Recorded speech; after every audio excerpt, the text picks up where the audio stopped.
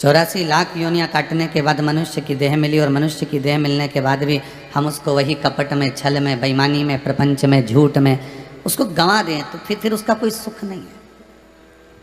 भाई एक बात बहुत ध्यान देना, एक जानवर अगर मरता है ना,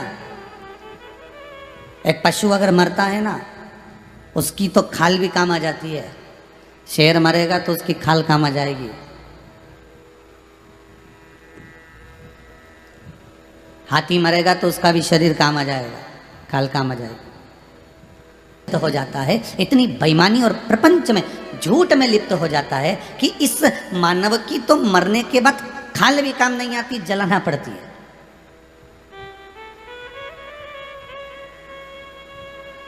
उसकी तो खाल भी काम की नहीं, उसको तो जलाना ही पड़ेगा, ले जाकर शमशान में पहुंचाना ही पड़ेगा। मत बुरे कर्म कर बंदे वरना पछताएगा, भगवान की आंखों से तू बच नहीं पाएगा, तू बच नहीं पाएगा। अरे ओ अज्ञानी मत करना दानी। थोड़ा सा लोभ, थोड़ी सी आसक्ति, थोड़ा सा काम, थोड़ा सा विषय, थोड़ी सी वासना के चक्कर में मनुष्य अपनी इस हीरे जैसी योनि को, हीरे जैसे जीवन को नष्ट कर देता है। हीरा छोड़ बटोरी काकर, तृष्णा तनिक मरीना। इस मानव शरीर को, ये हीरे जैसा शरीर है साहब, बहुत बहुत ध्यान देना है। हीरे जैसा क्यों कहा गया? संत साधु सन्यासी तपस्वी साधक उपासक इसको क्यों हीरा कहते हैं? संत साधु सन्यासी इसको क्यों, उपासक इसको साधु कहते हैं, इसको तपस्वी कहते हैं। ये मानव का शरीर कोई साधारण नहीं है। कभी किसी बानर को तुमने कहा कि ये संत है, कभी किसी शेर को कहा कि ये साधु है, कभी किसी पशु को कहा कि ये तपस्वी है, ये साधक है, ये उपासक है। केवल एक मानव का शरीर ही ऐसा है, केवल एक मनुष्य की देह ऐसी है जिसको साधु भी कहा जाता है, जिसको तपस्वी भी कहा जाता है, जिसको साधक भी कहा जाता है, जिसको उपासक भी कहा जाता है, और जो भगवान की भक्ति में सदा संलग्न लगा रहता है, भगवान की भक्ति में डूबा रहता है। क्योंकि ये मानव का जो शरीर मिला है, मनुष्य की जो देह मिली है ना, ये हीरे जैसी, इसकी परख करने वाला ही परख सकता है।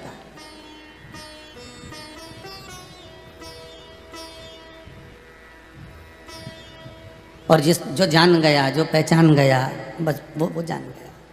नहीं तो लोग बचपन, जवानी, अधेड़ी और बुढ़ापा, चारों अवस्था गवा देते हैं। ध्यान दीजिएगा जरा, जितने लोग आस्था चैनल के माध्यम से इस कथा को श्रवण कर रहे हो, बहुत सावधानी से सुनना। 4 अवस्था को सुधारने के लिए हमारे यहाँ 4 पात्रवान जीवों को भी रखा गया।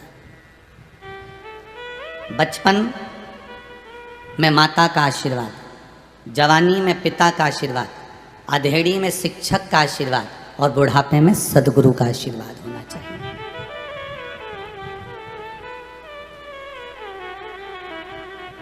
कब दशरथ जी के यहाँ राम कब प्रगटे थे? जब दशरथ जी की आयु 60 साल की हो गई थी। नंद बाबा के यहाँ भगवान कृष्ण कब प्रगटे? जब नंद बाबा की आयु 60 की हो गई। आंतरी ऋषि के यहाँ कपिल देव बाबा कब प्रगटे? जब आंतरी बाबा की उम्र 60 की हो गई। शिव महापुराण की कथा कहती है कि 60 की अवस्था के जब आप हो गए तो गवर्नमेंट भी आपको रिटायर कर देती है कि अब घर जाइए और जाकर भगवान का भजन करिए। 60 के पहले पहले आपने जो कमाया, 60 के पहले जो आपने करा, वो परिवार के लिए करा, कुटुंब के लिए करा, नाते रिश्तों के लिए करा, अपने बच्चों के लिए करा, पत्नी के लिए करा, सबके लिए करा। पर अब 60 की आयु तुम्हारी हो गई है, अब ये 60 वर्ष की अवस्था को तुम्हें साधना है और भगवान के भजन में लगा। तो गवर्नमेंट भी रिटायर कर करके देती है, अब जाओ आप लोग, अब अपने घर जाइए और घर जाकर भगवान का भजन करिए। अभी तक जो करा तुमने परिवार के लिए करा, अभी तक जो तुमने करा वो कुटुंब के लिए करा, अभी तक जो तुमने करा ये सारे नाते रिश्ते, पुत्र पुत्री, बेटी दामाद, सबके लिए करा। अब थोड़ा अपने लिए करिए। हम पहले भी कथा में कहे, आज फिर कहते हैं और बहुत ध्यान से सुनना। तुम्हारी कमाई का भोग सारा परिवार करेगा, तुम्हारी कमाई का भोग तुम्हारे मित्र भी करेंगे, तुम्हारी कमाई का भोग तुम्हारे परिवार के लोग भी करेंगे, तुम्हारे सखा भी करेंगे, सब कोई करेगा। किस तरह से तुमने कमाया ये तुम जानते हो। कितना झूठ बोला ये तुम्हें मालूम है, कितना कपट करा ये तुम्हें मालूम है, कितनी बेईमानी करी ये तुम्हें मालूम है, कितना प्रपंच करा ये तुम्हें मालूम है। तुम्हारी कमाई का भोग सारा परिवार करेगा, पत्नी भी करेगी, बच्चे भी करेंगे, बेटी भी करेगा, बेटा भी करेगा, दामाद भी करेगा। तुम्हारी कमाई का भोग पूरा परिवार करेगा। तुमने दुकान पर बैठ के कैसे कमाया, तुमने सर्विस में कैसे कमाया, तुमने नौकरी में कैसे कमाया, तुमने व्यापार चलाते समय कितना धन ज़्यादा कमाया, कैसा क्या कमाया, 1 का 2 करा कि 4 का 6 करा, ये तुमने जैसा कमाया इसका सुख तुम्हारी पत्नी भी भोगेगी, तुम्हारी बेटियां भी भोगेगी, तुम्हारे बेटे भी भोगेंगे, तुम्हारे दामाद भी भोगेंगे। और याद रखना, तुम्हारी कमाई का भोग सब कोई भोगेगा, परंतु तुम्हारे कर्म का भोग तुम्हें अकेले ही भोगना पड़ेगा। उस शरीर को छोड़कर जब ये जीवात्मा जाएगी, तब वहां एक ही बात कही जाएगी कि तूने जो कर्म करा है उसका भोग तुझे भोगना है। जीव रोएगा, तड़फेगा, चिल्लाएगा कि मैंने जो करा अपनी बच्चियों के लिए करा, मैंने जो करा अपने दामादों के लिए करा, मैंने जो करा अपने बेटों के लिए करा, मैंने जो करा अपनी पत्नी के लिए करा, अपने रिश्तेदारों के लिए करा। तो मेरे अकेले को तुमने नरक भोग रहे हो, तो एक काम करो कि मेरी पत्नी को भी नरक भेजो, मेरे बच्चों को भी नरक भेजो, मेरे अकेले को क्यों नरक भेज रहा हो। तो फिर चित्रगुप्त महाराज कहेंगे, झूठ तूने बोला दुकान पर बैठकर, नौकरी में छल तूने करा, बेईमानी तूने करी, कपट तूने करा, प्रपंच तूने करा, तो नरक भी तू भोगेगा, ना पत्नी भोगेगी ना बच्चे भोगेंगे, कोई दूसरा नहीं भोगने वाला। मत बुरे कर्म कर बंदे वरना पछताएगा, भगवान की आंखों से तू बच नहीं पाएगा, तू बच नहीं पाएगा। अपने कर्म का भोग अपने को भोगना। अरे जैसे रिटायरमेंट आए ना, जैसे आप लोग रिटायर हुए ना, देखो कितनी बड़ी बात लिखी है भविष्य पुराण के अंदर, बहुत ध्यान देना महाराज। नौकरी करने वाला व्यक्ति तो रिटायर भी हो जाता है, पर दुकान चलाने वाला व्यक्ति तो जब तक शरीर नहीं हिल जाता नहीं तब तक भी रिटायर नहीं हो पाता।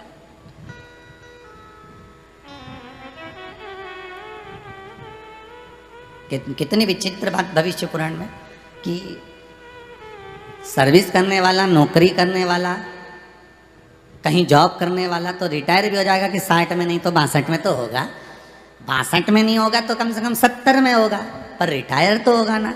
पर दुकान करने वाला व्यक्ति तो ना जाने जब तक उसका शरीर पूरा कांपने ना लगे, शरीर हिलने ना लगे, जब तक शरीर पूरा साथ ना छोड़ दे, इंद्रियां सब छोड़ नहीं दे, पलंग पे ले जाके पटक नहीं दे, तब तक ये दुकान नहीं छोड़ पाता। इसका रिटायरमेंट ही नहीं होता। दुनिया का रिटायरमेंट इसका नहीं है।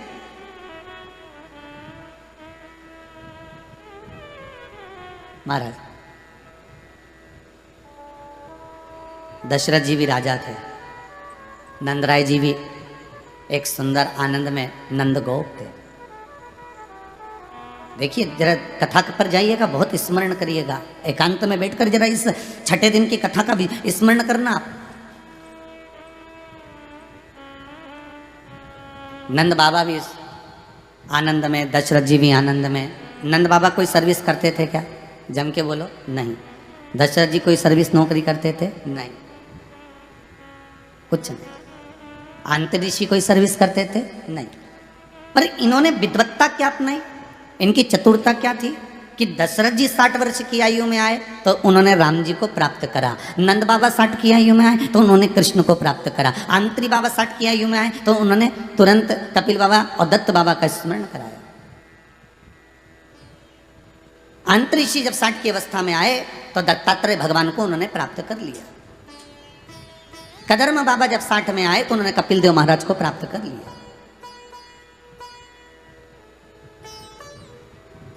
कदर्म बाबा 60 की आयु में कपिल देव बाबा को प्राप्त कर लेते हैं, अंतरी बाबा दत्त बाबा को प्राप्त कर लेते हैं, दशरथ जी राम जी को प्राप्त कर लेते हैं, नंद बाबा कृष्ण को प्राप्त कर लेते हैं। शिव महापुराण की कथा कहती है कि इनसे हमको सीखना है।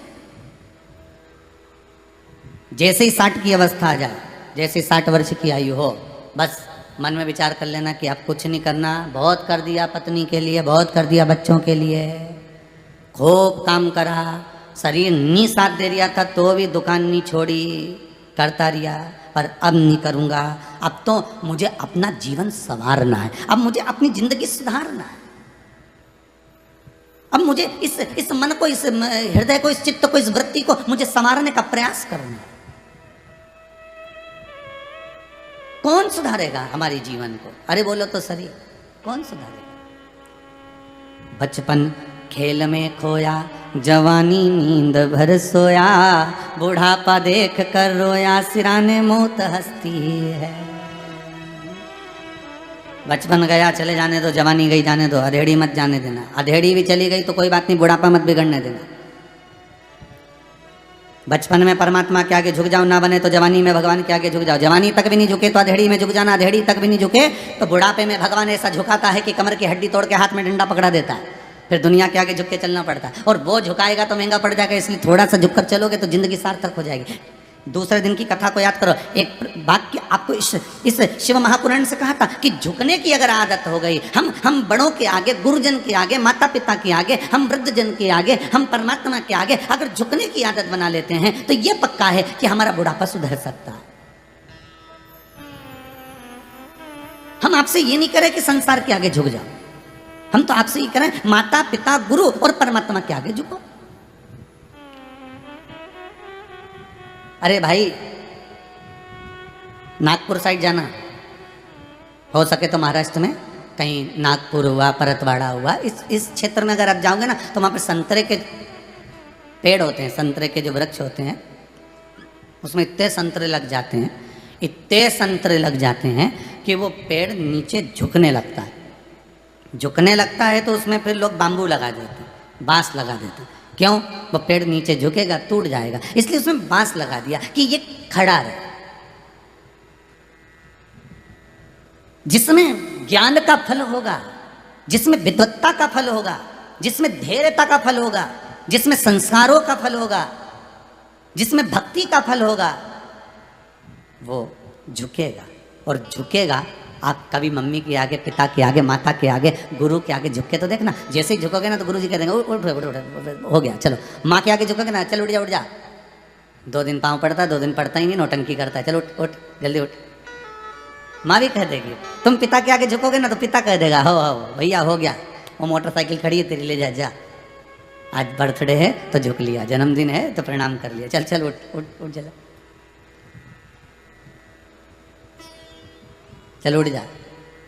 माता पिता भी कहते। तो ये जो फलदार वृक्ष है ये झुकता है, ज्ञानी पुरुष झुक जाता है, विद्वान झुक जाता है, संस्कारवान झुक जाता है, धैर्यवान झुक जाता है।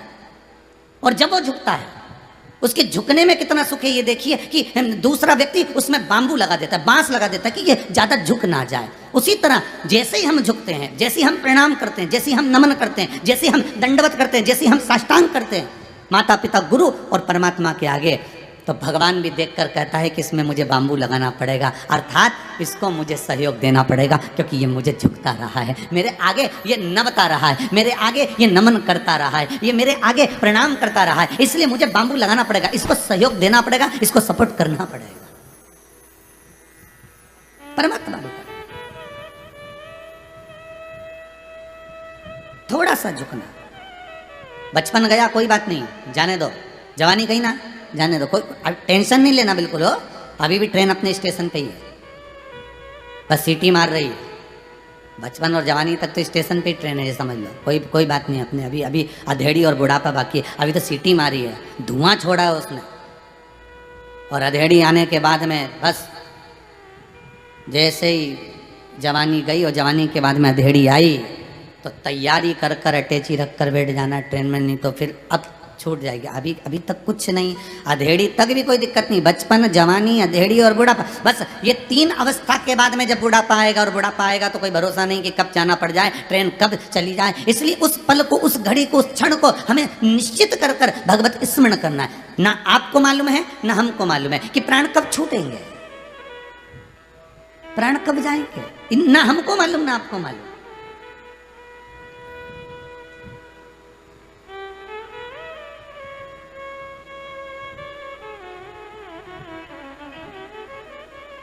बस परसों कहा था इस तन से जब प्राण तजूं तो होठों पे नाम तुम्हारा। बस इतना, इतनी कृपा करना।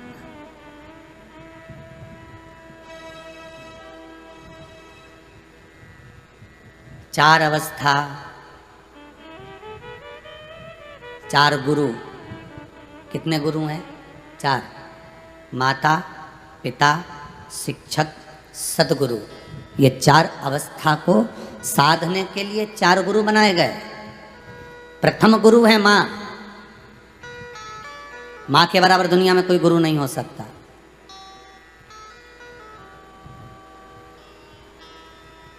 जब तक बच्चा कुंवारा रहता है, माता मार्गदर्शन करती है, खूब प्रेम से मार्ग दिखाती है। बेटा पढ़ाई करो, वहाँ ट्यूशन चले जाओ, वहाँ पर ऐसा कर लो, उस कैंपस को पास कर लीजिए, ऐसा कर लीजिए। माँ गुरु है। बचपन का अगर कोई गुरु है तो वो माता है। माता उसको बार बार मार्गदर्शन करेगी। तब तक जब तक बेटा कुंवारा है। और माता ऐसा नहीं है कि शादी के बाद मार्गदर्शन नहीं करती। शिव महापुराण में पार्वती जी का जो खंड वर्णन किया गया है और कौमार खंड में जो वर्णन किया गया है उसको समझिएगा कभी जीवन में। शिव महापुराण में कहा कि माता ऐसा नहीं है कि शादी के पहले पहले आपका मार्गदर्शन करेगी। माता तुम्हारे विवाह के बाद भी मार्गदर्शन करती है। बस अंतर इतना हो जाता है कि अब तुमको ये गुरु सुहाता नहीं है, क्योंकि तुम्हारे घर में दूसरा गुरु आ जाता है, वो उससे बड़ा गुरु है। वो उससे बड़ा गुरु आ गया है। अब माँ कहे भी ना कि ऐसा कर ले, तो जो मुझे तुम्हारे पास में सदगुरु पड़ा है ना साथ में, जिसके साथ तुम साथ फेरे करके आए हो, और वो कह देता है मम्मी की तो आदत पड़ी है जरा जैसी बात में टोकने की। हर चीज़ में टॉर्चर करना कोई अच्छा लगता है? जरा जैसी बात में टोकना अच्छा लगता है? फिर वही वाली बात आ गई, जिस बगीचे में माली टोकता नहीं है उस बगीचे को बिगड़ने में देरी नहीं लगती। देरी नहीं लगती। आप किसी गार्डन में जाइए, वहां पर माली नहीं होगा, वहां टोकने वाला कोई नहीं होगा, तो उसके फूल सब तोड़ लाएंगे, उसकी पत्तियां तोड़ लाएंगे, और कई कई तो ऐसे विद्वान होंगे कि पूरा की पूरा पौधा ही उखाड़ के ले जाएंगे, क्योंकि माली नहीं है।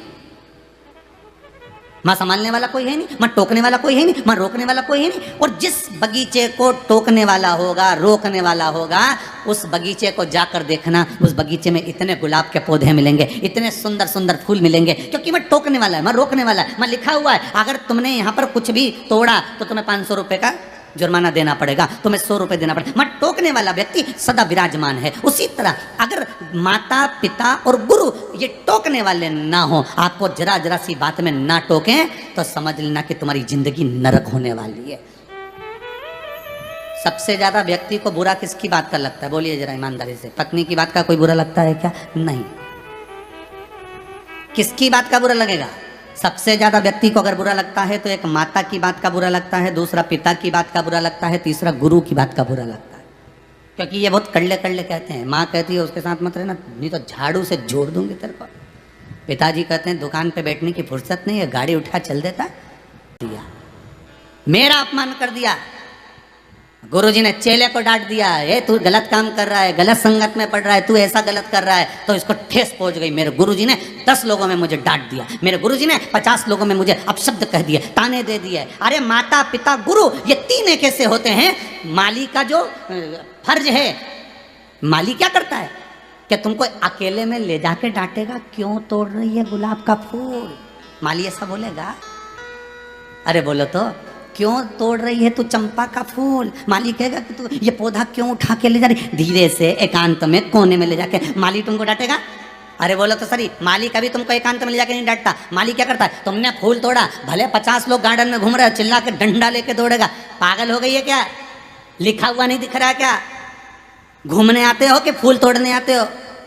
अगर फूल तोड़ना है तो अपने घर में लगा लो। माली चिल्ला चिल्ला के बोलता है। 4 लोगों में 50 लोगों में क्यों चिल्ला के बोलता है? कि आज इसने जो गलती करी है वो गलती तुम मत करना। इसलिए माली का फर्ज है कि वो चिल्लाएगा। माता पिता और सदगुरु 50 लोगों के सामने तुम्हें डांटेंगे। माता पिता सदगुरु बाहर ले जाकर, रोड पर ले जाकर तुम्हें डंडों से मारेंगे, क्योंकि इनके पास वो फर्ज है कि ये 40, 50, 100, 1000, 2000, 10,000 लोगों में भी तुमको डांट सकते हैं, चिल्ला सकते हैं, मार सकते हैं, शब्दों का संबोधन कर सकते हैं।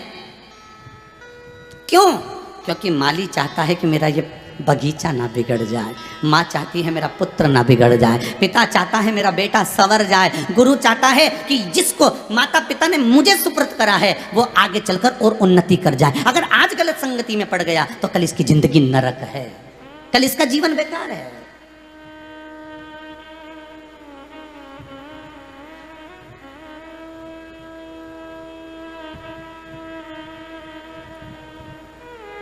ये छोटे छोटे पंडित लोगों का आप दर्शन कर रहे होगे टीवी पर, रोज मंत्रमाला करते हैं, पाठ करते हैं। ये ब्राह्मण बालक यहाँ रह रहे हैं, पूजन पाठ का स्मरण कर रहे हैं, बड़े ब्राह्मण बालकों के साथ में मंत्र सीख भी रहे हैं, साथ में मंत्र बोल भी रहे हैं, पूजन का स्मरण भी कर रहे हैं।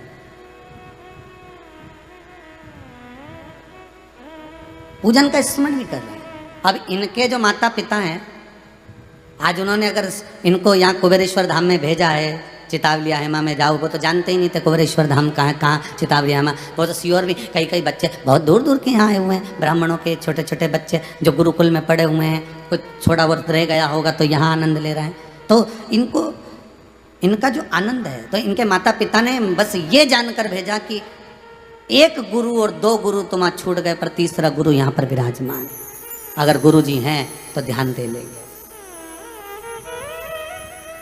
गुरु है तो ध्यान दे। और गुरु के पास वो फर्ज होता है डांटने का, मारने का, शब्दों का संबोधन कहने का, चिल्लाने का। और 4 लोगों में गुरु हमें सब चिल्ला कर कहेगा क्या कर रहे हो, क्यों ऐसा काम कर रहे हो, क्यों ऐसा बोल रहे हो। इसलिए तो बच्चों को गुरुकुल सुहाता नहीं है।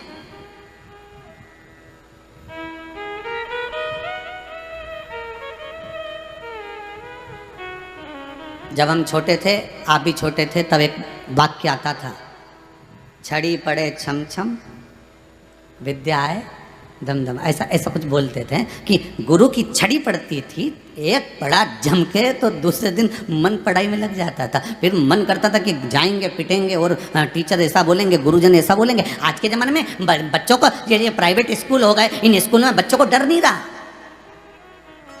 कोई डर नहीं, क्योंकि टीचर भी ऐसे हो गए कि उनको बच्चों से मतलब नहीं है, तुम्हारी एजुकेशन से मतलब नहीं है, तुम्हारी विद्या से मतलब नहीं है। उन टीचरों को अगर मतलब है कि तुम कितनी फीस जमा कर रहे हो, कितना डोनेशन दे रहे हो, कितना रुपया जमा कर रहे हो, कैसी तुम्हारी पढ़ाई चल रही है, उसको कोई मतलब नहीं। वो तो इस क्लास में आएंगे, किताब लेकर बैठ गए, कॉपी लेकर बैठ गए, थोड़ा बहुत होमवर्क दे दिया, थोड़ा बहुत काम दे दिया, बाकी का समय उनका जो एंजॉयफुल जीवन है वो व्हाट्सएप पर चलता रहता है, वो मोबाइल पर चलता रहता है। ये जीवन नहीं है। पहले के गुरु अपना घर परिवार छोड़कर गुरुकुल में पढ़ाने के लिए वहीं पर जैसे शिष्य रहता था वैसा गुरु रहता था, वैसा गुरु।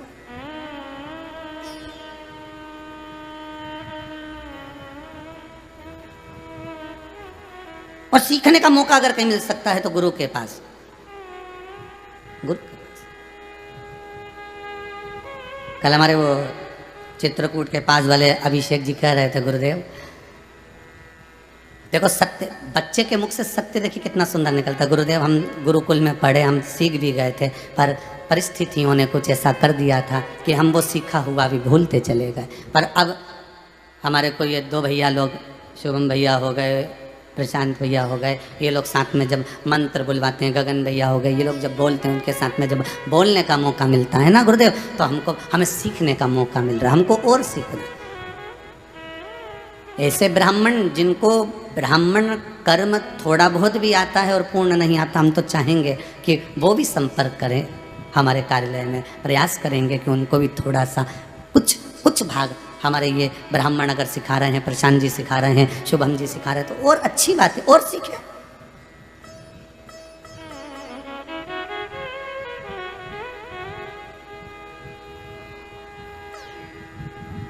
कुछ अच्छा करने का प्रयास करें। गुरु गुरु होता है, माता पिता शिक्षक सदगुरु, बड़े विचित्र। बचपन में माँ का आशीर्वाद, जवानी में पिता का आशीर्वाद, माता कभी ये नहीं देखती कि मेहमान बैठे हैं कि कौन बैठे। माँ को तो गुस्सा आया और उसने जो दिया झोड़ना चालू करा बच्चे को। एक वो अभी फादर्स डे गया ना, तो उसमें कोई ने वीडियो दिया था छोटा सा और भेजा था कि गुरुजी को बोलना आज फादर्स डे का, गुरुजी ने बधाई दी और हमारे फादर्स ने हमारी पिटाई की, तो गुरुजी को बोलना। तो मेरे दोस्त ने मेरा वीडियो बनाया है, भेजा है, अगर होगा ना तुमको कल आखिरी दिन की कथा रहेगी तो दिखा देंगे। और फादर्स डे और वो बच्चे को पकड़ के पिताजी 2 4 6, तो गलत काम कर गया और दोस्त वहीं खड़े उसकी वीडियो बना रहे।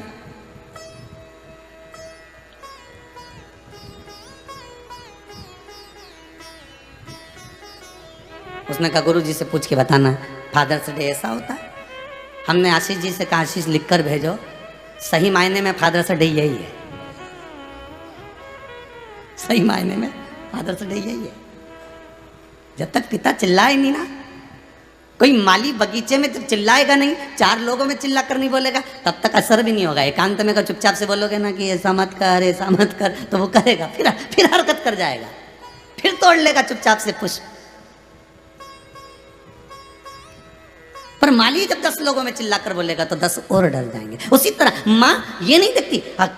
हम जब पहले स्कूल पढ़ते थे, और आप लोग भी अपने अपने स्कूल में पढ़े होंगे, जितने आस्था चैनल के माध्यम से कथा श्रवण कर रहे हैं, आप फेसबुक यूट्यूब पर कथा श्रवण कर रहे हैं, आपको भी मालूम होगा आप जब बाल्यावस्था में अपने अपने स्कूल में पढ़ते थे, भले अभी तो ये प्राइवेट स्कूल होगा, उस समय तो सरकारी स्कूल में पढ़ते थे, तो कई बार ऐसे भी प्रसंग सामने आ जाते थे, ऐसी भी घड़ी सामने आ जाती थी कि घर के जब माता पिता को बुलाते थे तो वो टीचर के सामने ही 2 4 धर के चले जाते थे, ले, और उल्टा टीचर से कहते थे मार साहब सर बच्चे को पढ़ने भेज दिया हूँ तुम्हारे यहाँ, मेरी गलती अब तो आ गया हूँ, तुम्हारे सामने 2 3 धर दिया है, अब नहीं सुनूंगा तुम मारो, इसको सुधार दो, तुम सवारो। और आज के ज़माने में अगर एक टीचर बच्चे को केवल उंगली लगा ले, केवल उंगली, तो माता पिता ऐसे होशियार, बच्चे ने जाके आंख में आंसू भर भर के रोना चालू करा और उसने जाके बताया, और बताने के बाद फिर क्या करा, फिर माता पिता ने जाके कंप्लेंट कर दी स्कूल में, फिर प्रिंसिपल को कहा। और बच्चे आजकल टीचर जो हैं बेचारे प्राइवेट तो रहते ही, इसलिए वो भी सोचते हैं भैया उनको जॉब करना है, सर्विस करना, कौन फालतू का माता बच्ची करे, कौन फालतू का माता बच्ची करे। इसलिए ये पढ़े नहीं पढ़े तो ये था कि वो अच्छा पढ़े, पर अब नहीं। अवस्था सुधारिएगा। प्रथम बचपन माँ गुरु है, द्वितीय अवस्था जवानी पिता गुरु है, पिता गुरु है। पर पिता जब जवानी में बच्चे को समझाता है, ज्ञान देता है, समझाने का प्रयास करता है, सुन ये घाटा लग जाएगा, ऐसा व्यापार मत कर, ये वाली एजेंसी मत ले, ये मत कर, बच्चा मानने को तैयार नहीं होता, क्योंकि जवानी का जो रक्त है उस बच्चे को झुकने नहीं देता। जवानी का जो रक्त है बच्चे को झुकने नहीं देता, उसको पिता की वाक्य, पिता की वाणी, पिता के शब्द उसको ऐसे लगते हैं जैसे मुझे चुभ रहे हैं। और जो मित्र रात्रि को घुमाने ले जा रहे हैं, आधी रात्रि को खूब एंजॉय करा रहे हैं, वो मित्र के शब्द उसको ऐसे लगते हैं कि इनके बराबर कोई हितैषी नहीं है। देखिए लंका अधिपति रावण के यहाँ विभीषण ने खड़ी खड़ी आवाज में कह दिया था कि हे लंकाधिपति रावण, सुनो ये गलत कर रहे हो। लंकेश को विभीषण के शब्द इतने बुरे लगे कि लात मारकर गिरा दिया, उस विभीषण को सिंहासन से नीचे पटक दिया, द्रोही कह दिया, दुश्मन कह दिया, अपशब्द के अपशब्द कहे और कह दिया सुन रहे हो विभीषण, आज तो मुझे ज्ञान दे दिया, आगे से मत देना। अच्छा बोलने वाला, सतमार्ग बताने वाला सतगुरु हमेशा बुरा होता है। विभीषण सतमार्ग बता रहा था, इसलिए लंकाधिपति रावण को बुरा लगा। और वही लंकाधिपति रावण जब मेघनाथ के पास बैठा, अक्षय के पास बैठा और ना जाने कितने असुरों के पास बैठा, और उन्होंने कहा पिताजी काय को चिंता करते हो, मैं मेघनाथ मेघों को जीत सकता हूँ, मैं अक्षय और अमर हो सकता हूँ, और आप तो जगत के आप राजा बनकर बैठे हो, देवता तो आपके यहाँ कैद में पड़े हुए, आप क्यों डरते हो, क्या सोचना। और बच्चों ने भरना चालू करा। अगर कोई अच्छा ज्ञानवान होता तो विभीषण की ओर से कहता नहीं थोड़ा समझ जाओ, गलत नहीं कह रहा है, गुरु है, समझा रहा होगा, धर्म से जुड़ा है, कुछ अच्छा कह रहा होगा, पर नहीं समझता। समझ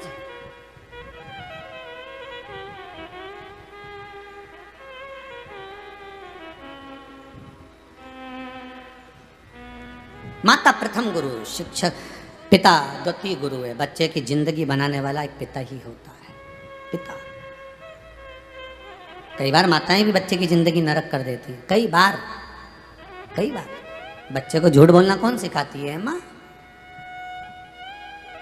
बाद में जो माताएं अपने बच्चों के लिए रोती है ना कि मेरा बेटा ऐसा कर रहा है, झूठ बोल रहा है, मेरा बेटा ऐसा कर रहा है, इसको सिखाने वाली कौन है? माँ।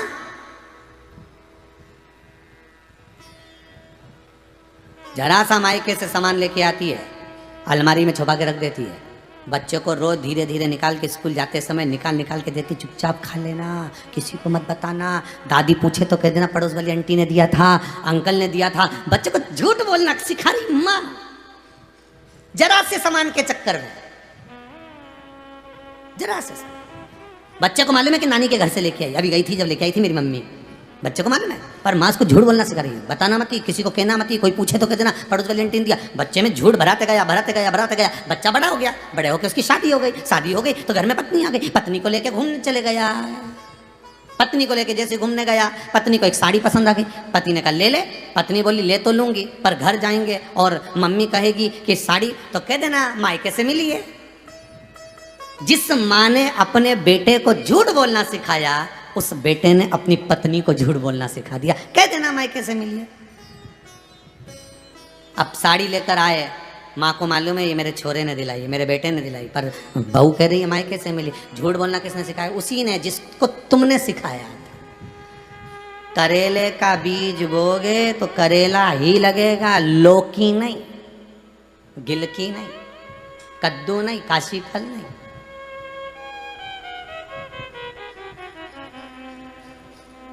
आम का बीज बोगे तो आम ही लगेगा, विश्वास का बीज बोगे तो विश्वास मिलेगा, सत्य का बीज बोगे तो सत्य मिलेगा। जैसा तुम करोगे वैसा ही तुम्हें मिलेगा। तुम किसी के साथ धोखे का बीज बोगे तो जिंदगी में तुम्हें भी धोखा मिलेगा। जिंदगी में धोखा मिलेगा।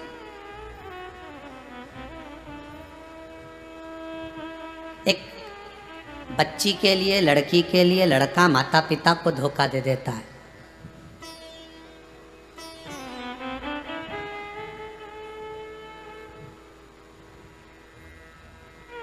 कितना सुंदर संवाद है।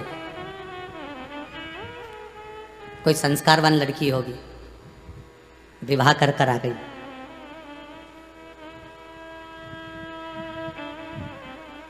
प्रथम रात्रि है विवाह की। पति पत्नी के लिए एक प्लेट में भोजन लगाकर कमरे में लेकर गया, ले भोजन कर ले, खाना खाओ। कोई संस्कारवान बहू होगी और चाहूंगा जिंदगी में इस व्यासपीठ से ऐसी बेटी भगवान सबको दे जो ये बेटी कर रही है। पति पत्नी के लिए प्रथम रात्रि में भोजन लेकर आया। पत्नी को कहा ले खाइए। पत्नी बोलती है पापा ने भोजन करा। बहुत देर से मैं देख रही थी स्टेज पे से, अपन दोनों कुर्सी पर स्टेज पर बैठे थे। मेरी बहन मेरे लिए बहुत सारा सामान ला कर देती थी, मैं स्टेज पे खा लिया, 2-4 बार पानी भी पी लिया, कुछ मिठाई भी खा ली। पर मैं बहुत देर से अपने ससुर को, अपने पिता को देख रही थी। दरवाजे पर खड़ा था वो बुजुर्ग और बहुत प्रसन्न था, सबका आगमन ही कर रहा था, आओ साहब आओ साहब। उन्होंने खाना नहीं खाया, मैंने देखा है। पहले उन्होंने खाया, भोजन करा। पति बोला उन्होंने खाना खा लिया, मैं तेरे लिए लेकर आया ना, तू खाना। आज अपनी प्रथम रात्रि है, ले मैं अपने हाथ से खिला देता हूँ, ले भोजन करो। पत्नी ने कहा नहीं, मैं मम्मी और पापा को देखा है, वो दोनों भूखे हैं। मम्मी काम में लगी थी, सबको गिफ्ट दे रही थी, सामान दे रही थी, पर माँ ने भी भोजन नहीं करा। चलो पहले अपन उनको भोजन करा के आते हैं। पति बोला उन दोनों ने भोजन कर लिया, मेरी बात मान ले, तू भोजन कर। नहीं, उन्होंने भोजन नहीं करा, मैंने देखा। पति ने कहा नहीं करा तो क्या करेगी, मैं तेरे लिए खाना लेकर आया हूं ना, ले मेरे हाथ से खा। पत्नी ने कहा नहीं खाऊं जब तक उनको नहीं खिला। नहीं खाया। पति ने जबरदस्ती मुंह पकड़ा, भोजन मुंह में देने लगा। पत्नी को क्रोध आ गया।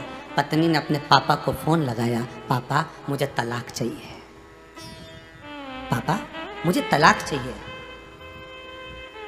पापा फोन पर कहते हैं बेटी प्रथम रात्रि है, ऐसी क्या लड़ाई हो गई, झगड़ा हो गया जो तू तलाक मांग रही है? बस अब भी पिताजी तुम आ रहे हो, किसी को भेज रहे हो कि मैं आ जाऊं घर? बाप गाड़ी लेकर आया, बेटी को लिया, मायके चला गया, समझाया, मानने को तैयार नहीं थी, तलाक हो गया। एक रात्रि का तलाक, प्रथम रात्रि के दिन ही तलाक हो गया। लड़की का विवाह दूसरी जगह हो गया, लड़के का विवाह दूसरी जगह हो गया। समय आया, 25, 30 साल, 40 साल निकल गए होंगे, 50 साल निकल गए होंगे, 60 साल निकल गए होंगे। जो ये लड़की थी जिसका तलाक जिसने मांगा था, किसी मंदिर में दर्शन कर कर महादेव के निकल रही होगी और पूड़ी सब्जी बनाकर लेकर आई थी, पूड़ी सब्जी बांट रही थी। उस पूड़ी सब्जी बांटते समय वहाँ पर एक आदमी और बैठा था। ये पूड़ी सब्जी देते समय उसको पहचान गई कि ये वही है जिससे मेरी शादी हुई थी और मैंने एक रात्रि में ही तलाक ले लिया था। पूड़ी सब्जी देते समय उसने हाथ जोड़कर कहा, मुझे क्षमा करिएगा, मैंने आपने एक रात्रि में तलाक ले लिया था आपसे, क्षमा करिएगा। उसकी आंखें नीचे झुक गई। आपको मालूम है मैंने तलाक क्यों लिया था? जिस जगह पर तुम बैठे हो ना मांगने के लिए, इस जगह पर मैं भी बैठी मिलती। जो अपने माँ बाप का नहीं होता उसकी औलाद कभी उसकी नहीं होती, ध्यान रखिएगा।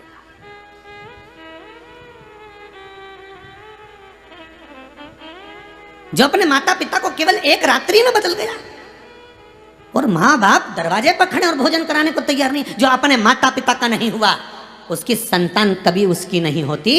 इसलिए मैंने तलाक लिया, इसलिए मैं चली गई। मुझे मालूम था कि तुम्हारा आगे का समय क्या होने वाला है, तुम्हारा आगे का समय क्या होने वाला है ये मैं जानती थी, इसलिए मैंने तलाक लिया। इसीलिए एक लड़की के लिए लड़का अपने माँ बाप को, गुरु को धोखा दे दे, झूठ बोल दे, असत्य कह दे,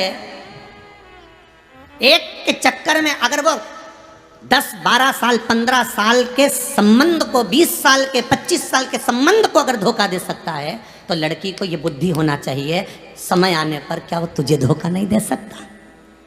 विचार करिएगा कभी। समय आने पर क्या तुझे धोखा नहीं दे सकता? जब वो 20 साल का संबंध का नहीं हुआ, 15 साल, 11 साल, 10 साल के संबंध का नहीं हुआ, तो वो तुझसे 1 साल, 2 साल के संबंध का क्या होगा? कौन सी मित्रता, किस मित्रता में? चिल्लाएंगे माता पिता, और माता पिताओं से निवेदन है अपना पद मत घटने देना। बच्चा गलत काम करके आया है तो चिल्ला देना। माता पिता बच्चे को, अगर माँ हो तुरंत, एक माँ कहीं जा रही थी, बच्चे ने कह दिया मम्मी कहाँ जा रही हो? बस आ रही हूँ। माँ को जाना था किटी पार्टी में कहीं काम से, और बच्चा कहे मैं भी चलूंगा। माँ ने कहा नहीं, तेरा एग्जाम का टाइम चल रहा है तो पढ़ाई कर। नहीं मैं तो चलूंगा। बच्चा जिद करने लगा, जैसे ही जिद करने लगा माँ ने कहा घर में रहे, नहीं मैं तो चलूंगा। माँ ने 5 रुपए दिए, ले टॉफी खा लेना, और खाया गया। बच्चे ने वही करा।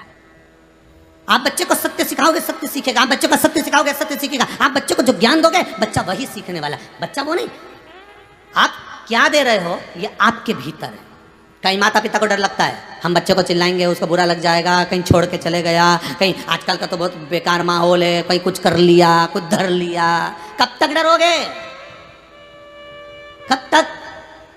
बच्चों में ऐसा संस्कार दीजिए कि तुम्हारा बच्चा कभी गलत पथ पर ना जाए।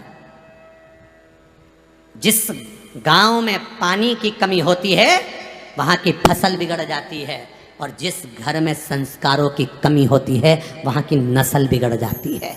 नस्ल, वहां के ये बच्चे बिगड़े हुए निकल जाते हैं। थोड़ा सियोर वाले महाराज की कथा थोड़ी सी कड़ली जरूर है रे बाबा।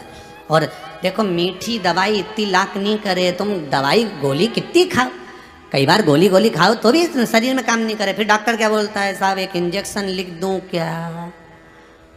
वो एक इंजेक्शन लगेगा और ये ठीक हो जाएगा। साहब दर्द बहुत होगा, साहब तकलीफ बहुत होगी, परंतु अब शरीर देख लो चाहे इंजेक्शन देख लो, अब तुम 1 महीने से गोली खा रहे हो, फायदा हो ही नहीं रहा, तो एक इंजेक्शन लगवाने में तुम्हारा क्या जा रहा है? तो इंजेक्शन तो लगवा लूँ, पर दर्द बड़ा होगा, बड़ी तकलीफ होगी। इंजेक्शन तो बस यही है। कई लोग कहते हैं सियोर वाले महाराज जी तो ना जाने कैसी कैसी कथा बाजते हैं। दूसरे महाराज जी भी तो बाजते हैं।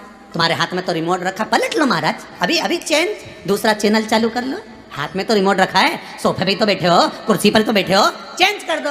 हमें ये महाराज पसंद नहीं है, तुम तो चेंज करो।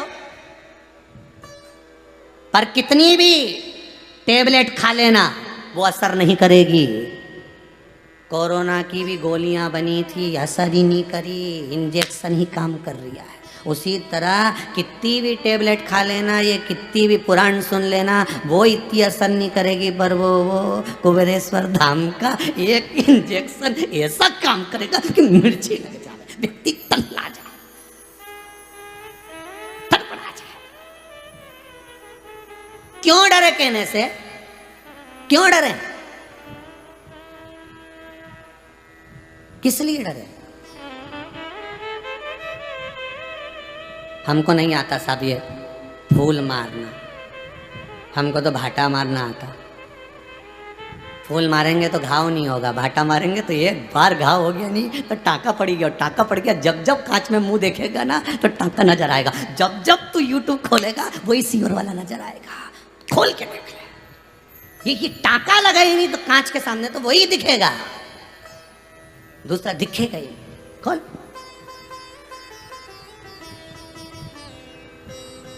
जब याद आएगा कि हाँ हमने ये गलत कर दिया, हमने ये सत्य कर दिया, हमने ये सही कर दिया, वो टाका दिखेगा।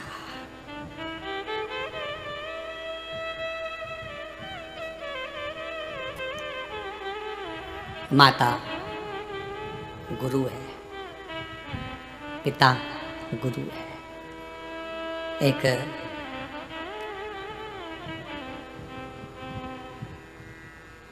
राजा के लड़के के मित्र बहुत सारे थे, बहुत सारे। ताली, थाली, प्याली, ध्यान दीजिएगा। जिसके पास धन बढ़ गया, जिसके पास पैसा बढ़ गया, जिसकी सत्ता बढ़ गई, जिसको लोग भैया जी कहना चालू कर दिए, उसके 3 मित्र बहुत जल्दी बनेंगे। पहला ताली मित्र, प्रशंसा करने वाले मिल जाएंगे, बहुत बढ़िया भैया, क्या जोरदार काम करा भैया, प्रशंसा करने वाले ताली मित्र मिल जाएंगे। दूसरा थाली मित्र मिल जाएंगे, चल मेरे साथ होटल में खिला के लाता हूँ, एक कचौड़ी खिलवा के लाता हूँ, चल मेरे साथ मैं तुझे ये करा के लाता हूँ। ये थाली मित्र खिलाने वाले बहुत मिल जाएंगे। जैसे ही धन बढ़ा, पैसा बढ़ा, तुम्हारे पास में सत्ता बढ़ी, वैभव बढ़ा, तुमको खिलाने वाले मिल जाएंगे, अपने पैसे से खिलाएंगे और तुम्हें खिलाने की आदत डाल देंगे होटल की, फिर उसका तुम वो खुद खाएंगे। ताली, थाली, तीसरे नंबर पर प्याली। जैसे जैसे पैसा बढ़ा ऐसे मित्र मिल जाएंगे कि तुम्हें मय खाने में, मदिरा की दुकान पर ले जाकर अपने पैसे से पीना सिखाएंगे, बाद में तुम्हें पूरा निगल जाएंगे।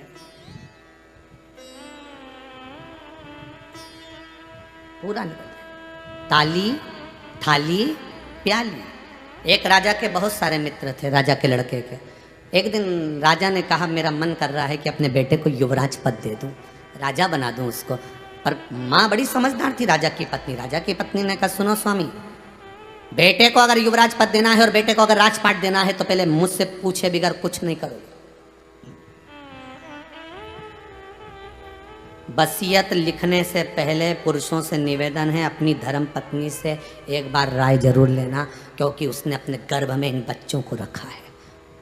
जिस बच्चों को उसने गर्भ में रखा है तो वो गर्भ से जुड़ी हुई माँ, उसकी नाल और उस बच्चे की नाल बराबर की रही है।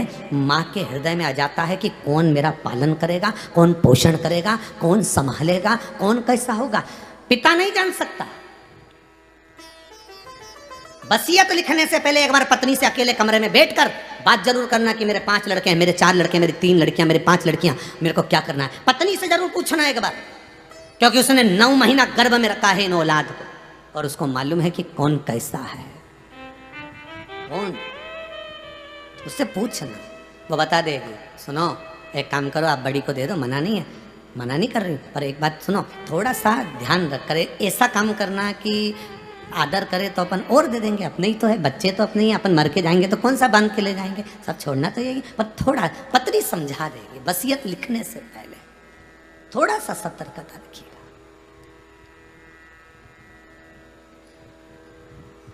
थोड़ी सतर्क। रानी ने राजा से कहा, इसको अगर राजपाट दे रहे हो, युवराज बना रहे हो, पहले मुझसे पूछ लेना। तो राजा बोला, मैं तो परसों के दिन इसको युवराज बना दूंगा। रानी बोली, तो एक काम करो, मुझे इसके मित्र की परख करना। इसके 24 घंटे साथ रहने वाला मित्र है, इसका 8 घंटे साथ रहने वाला मित्र है, इसका कभी कभी मिलने वाला मित्र है। 3 मित्र ऐसे हैं इसके पास में। एक तो 24 घंटे नहीं छोड़ता इसको, 24 घंटे उसी के घर में पड़ा रहता है, उसी के यहाँ खाता, उसी के यहाँ रहता। एक वो, एक 8 घंटा साथ रहने वाला, एक कभी कभी मिलने वाला। ये 3 मित्रों की मुझे परीक्षा लेना है। राजा बोला, अपने बेटे की क्या परीक्षा लेना? रानी बोली, नहीं, इतना बड़ा राज्य दूंगी तो ऐसे कैसे दे दूंगी, कैसे दे दूं? तुमने भी दुकान पर बैठकर 70 साल तक कमाया है साहब, 60 साल तक नौकरी करी है, ऐसे कैसे बैंक का माल दे दूं इसको? पहले परखो तो, तब दो। मना नहीं, औलाद तुम्हारी खूब दो, हम कभी नहीं कहेंगे कि तुम इसको दान करो कि धर्म करो कि कहीं दे किया। तुम्हारी औलाद, तुम्हारा पुत्र, तुम्हारी पुत्री, तुम्हारी बधू, तुम्हारा बहू, तुम्हारा बेटा, तुम्हारे नाती, तुम्हारे पंथी, तुम तो दिल से दो, पर परख कर देना, बिगर परख कर मत देना, बिल्कुल बिगर परखे दो मत। जिस बच्चे का, छोटा सा बच्चे का पेट भरा रहनी और माँ उसको दूध और पिला देनी, तो वो तो उंडेल दे। बोलो सही है कि गलत है? ने मुंडा से बाहर तुरंत तो मुंह में से कुल्ला कर देगा, फुर फुर करके निकाल देगा, कहीं उसको वॉमिटिंग हो जाएगी, कहीं वो निकाल, तो माँ फिर क्या करेगी? उसको फिर जायफल घिसेगी, बादाम घिसेगी और 2-3 चीज़ और मेरे को याद नहीं है, सब घिस घुसा के खारक मारक और उसको घुट्टी पिला देगी, और घुट्टी पिलाई और फिर उसका पेट सही हो गया। कई बच्चे ऐसे हैं जिनको इतना अहंकार भरा हुआ है, जिनके भीतर इतना अभिमान भरा हुआ है कि उंडेल रहे हैं, उंडेल।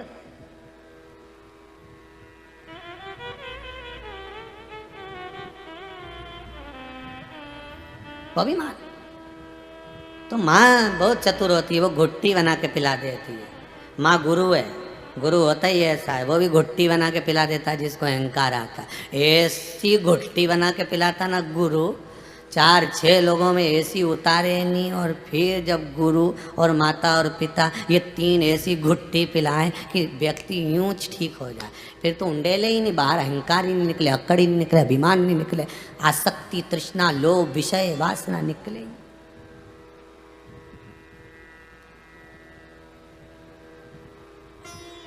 इसीलिए कहते हैं गुरु भी बनाओ तो ऐसे के बनाओ रे जो दमदार हो, घुट्टी पिलाने वाला। नहीं तो मालूम पड़े तुम कुछ भी कर जाओ और गुरु जी बहुत बढ़िया, सबके के लिफाफा देख के गुरु जी का मुंडा बंद हो, 500 का कहाँ गया गुरु जी का, तो तुरंत मुंडा ही बंद हो जाए, मात्र लिफाफा देखा और चेले ने चरणों में रख के इतनी लंबी दंडवत करी कि गुरु जी का मुंडा बंद। उनको तो लगा सबसे अच्छा चेला यही है, क्योंकि लिफाफा भी तो भारी दिख रहा है।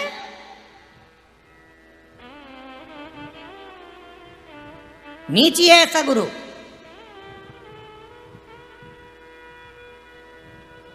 नीचे। ऐसो सतगुरु भावे मुझको, ऐसो सतगुरु भावे।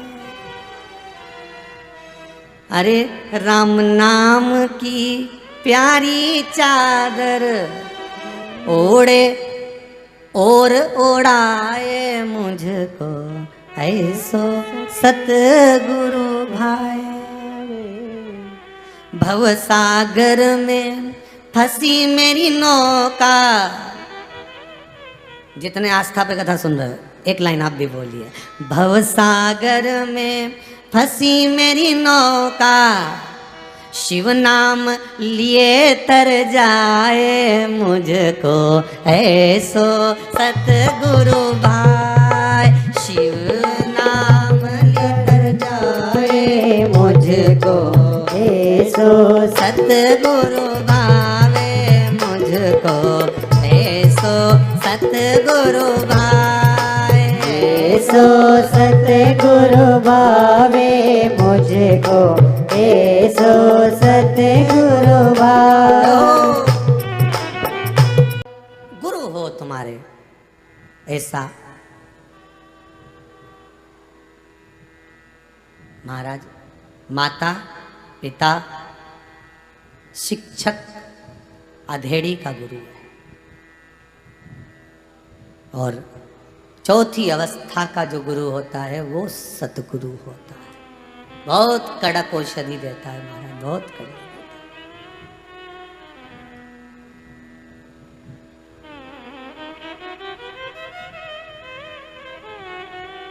एक और बात कही बड़ी सुंदर कि गुरु धोबी शिष्य कपड़ा। कितनी अच्छी बात, कितनी सुंदर बात लिखी है कि गुरु धोबी शिष्य कपड़ा, साबुन सिरजनहार, सत्संग सिला पर धोइए, निक से रंग अपार। गुरु कैसा होता है तो कि धोबी जैसा, और चेला कपड़े जैसा। बस हमने तो देखा, हम जब सीहोर से आते हैं ना इधर गौशाला के लिए, तो बीच में सीवन नदी पे बीच में धोबी घाट भी पड़ता है। तुम लोग जाओ जब सीहोर में देखना, इंदौर नाके से आगे धोबी घाट पड़ा, तो मैं तुम देखना ये सब पानी में डाले और धपटक जो मारे, धड़ धड़ के दे। अच्छा अपन बहुत देर तक खड़े खड़े देखते रहो कि गजब का काम करे साहब, इतना पचीटे दिन कपड़ा नहीं फटे, और वो भी पत्थर पे पचीट रिया, इतना बड़ा पहाटा रखा पत्थर, और जब धोबी ले तो पानी फिर पानी में डूबेगा ना, फिर पटक, फिर डूबेगा ना, फिर पटक। क्या जोरदार पछीटा मारे। और फिर देखे थोड़ी देर बाद कि कहीं फिर थोड़ा सा एक इतनी बड़ी बट्टी भी रखी रहो, लगा के फिर डूबो दे, फिर पटक। कितना ज्ञान वाली बात लिखी साहब, समझने वाला चाहिए कि गुरु धोबी। आगे आप लोग बोलो जरा, बोलो जितने टीवी के सामने बैठे बोलो कि गुरु धोबी शिष्य कपड़ा, साबुन सिरजनहार, साबुन सिरजनहार। कहीं कहीं लगाना पड़ता है। सत्संग सिला पर धोइए, वो पत्थर, ये पत्थर जिस पर पटका जा रही है वो क्या, सत्संग सिला पर धोइए, निक से रंग अपार। बस ऐसा गुरु होना चाहिए, धोबी के जैसा हो। समझ जा। बस भजन में, कीर्तन में, सत्संग में, प्रवचन में ऐसा डूब के और फिर ऐसा पटके बस। और जहाँ जहाँ मौका मिले नहीं तो साबुन रगड़ भी दे। ये साबुन सिरजनहार, शिव पुराण का साबुन लगा लगा के धो के साफ कर दिया साफ। अब तो लोग उनके रात के नींद भी नहीं आए, आधी रात के भी हर हर महादेव चिल्लाए। तो पूछा हुआ क्या, कहीं नहीं, पटक पटक के धोया है, पटक पटक।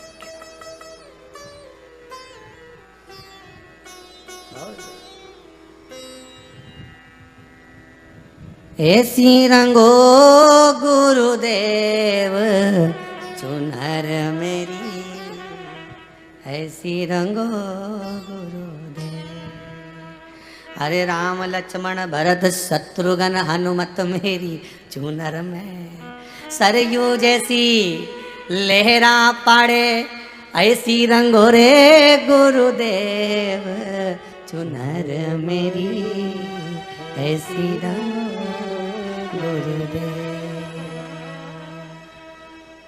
नंद गांव गोकुल बरसाना, ये भी मेरी चूनर में। गुरु एक ऐसा होता है, इस चेले को कहीं नहीं जाने देता। कहाँ जा रहा है? मथुरा। क्या करेगा? कहाँ जा रहा है? अयोध्या। क्या करेगा? उसके हृदय में मथुरा, काशी, बनारस, वृंदावन सब ऐसी जमा के रख दिए कि उसको कहीं जाना ही नहीं है। अब ये भीतर आ गया। सारे तीर्थ धाम आपके चरणों में, हे गुरुदेव प्रणाम आपके चरणों में। क्या धोया उसने, कितना साफ कर दिया, निर्मल कर दिया, निर्मल। बड़ी खुशी होती है साहब, जितने आस्था चैनल पर कथा सुन रहे हो, मोबाइल पर सुन रहे हो, एक बात की हमको बड़ी खुशी होती है, जब जवान युवान बच्चे, लड़के लड़कियां, युवान युवान छोरे बच्चियां, बहुएं, बेटा, माताएं जब कथा में रमे हुए हैं, जुड़े हुए हैं और जब उनके माता पिता कहते साहब मेरा ये बेटा कथा सुनता है, बहुत खुशी होती है, बच्चों में संस्कार दिए। साहब मेरी ये बेटी कथा सुनती है, मेरी पोती कथा सुनती है, मेरा पोता कथा सुन, ये आनंद है।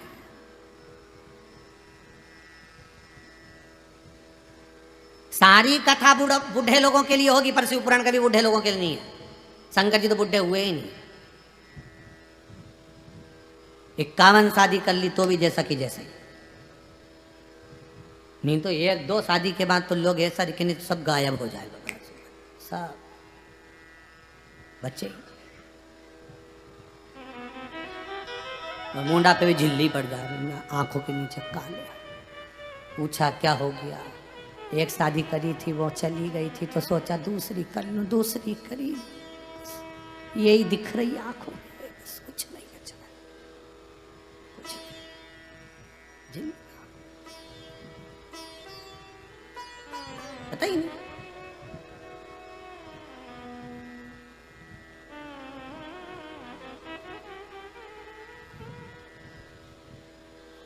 सब रख दिया गुरुजी ने अपने शिष्य के उस हृदय पटल पर, सब कुछ रख दिया।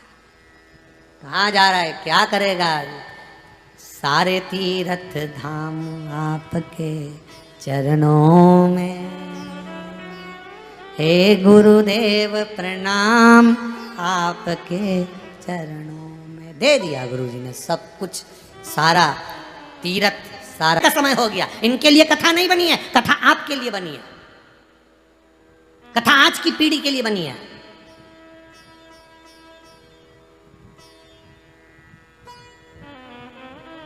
जवानी में कभी गौदान नहीं करा, अन्नदान नहीं करा, अधेड़ी में कभी तीर्थ नहीं गए, कहीं नहीं गए, अब बुढ़ापा में घुटना साथ नहीं दे, आंखों से टिपे नहीं, दिखे नहीं, कानों से सुनाई नहीं दे, हाथ पैर से काम नहीं सरे, और बेन से कह रही तू जब बद्रीनाथ जाए या केदारनाथ जाए तो मुझे ले चलना।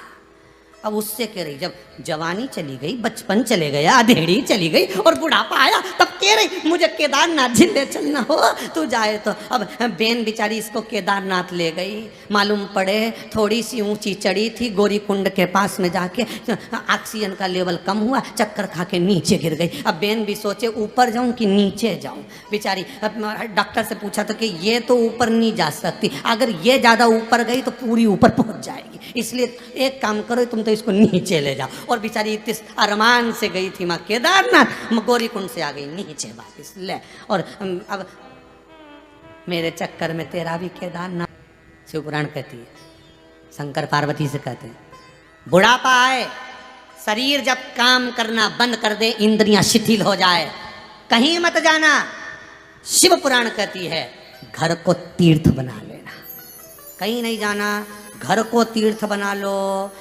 रोज मन में विचार करो, आज मैं बद्रीनाथ में बैठी हूँ, श्रीमन नारायण कर लो, आज मैं जगन्नाथ में बैठी हूँ, भगवान जगदीश का स्मरण कर लो, करो, क्या दिक्कत है। कलिकाल में शिव महापुराण के हिसाब से अगर देखा जाए, 4 धाम हमारे बने हुए हैं 4 जगह पर, बने कि नहीं बने? बद्रीनाथ, रामेश्वर, द्वारका, जगन्नाथ, ये 4 धाम बने हुए हैं। कब कब के बने हुए हैं? सबसे पहला बद्रीनाथ कब बना था? सतयुग में। कब बना था? सतयुग में। दूसरे नंबर का धाम बना रामेश्वरम, कब बना? त्रेता में, राम जी के समय पर। तीसरा द्वारका, कब बना? द्वापर में। चौथा जगन्नाथपुरी, कब बना? कलयुग में। भगवान सतयुग में, सतयुग में मेरा भगवान वहाँ तप करता था, त्रेता में मेरा भगवान वहाँ स्नान करता था, द्वापर में मेरा भगवान द्वारका में राजसी ठाठ करता था, कलयुग में जगन्नाथपुरी में मेरा भगवान पेट भरकर भोजन करता है। कलयुग में वो पेट भरकर भोजन। आज आप सभी को जगन्नाथ रथ यात्रा की बहुत बहुत बधाई हो, बहुत बहुत बधाई। आप सभी को जगन्नाथ रथ यात्रा की बहुत बहुत बधाई हो। कलयुग में वो बैठकर केवल भोजन करता, आनंद नहीं तो मतलब कहो बुढ़ापा आए तो हमें तीर्थ नहीं जाना, हमको घर को तीर्थ बनाना है। शरीर साथ देगा नहीं, शरीर से बनेगा नहीं, और तुम जाओगे किसी के साथ में, बेचारे का उसका भी तीर्थ रह जाएगा, और उसका तीर्थ नहीं हुआ तो उसका भी दोस्त तुम्हें लग जाएगा। इसलिए अपन तो जाना ही नहीं रहा। हमारे शरीर से बने नहीं, आप पाँव से चलता नहीं बने महाराज, हाथों से काम नहीं बने, नेत्रों से दिखाई नहीं दे, कानों से सुनाई नहीं दे। इससे अच्छा घर में बैठ के भजन करो, इससे बड़ा कोई सुख नहीं। हमारे लिए तो तीर्थ घर है।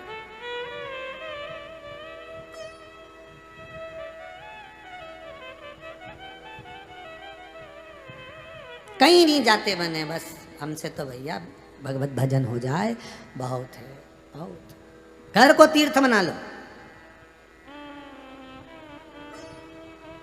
बचपन में तीर्थ कर आओ जाकर, जवानी में तीर्थ कर लो, पर फुर्सत मिले जब तो करोगे।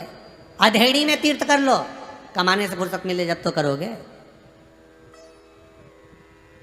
बुढ़ापे में तीर्थ करने जा रहे, बनता नहीं। कहाँ मतलब? घर को तीर्थ बनाओ, घर में जपो राम नाम, कृष्ण नाम, शिव नाम, घर में बाजो, घर में गुरु संभाले।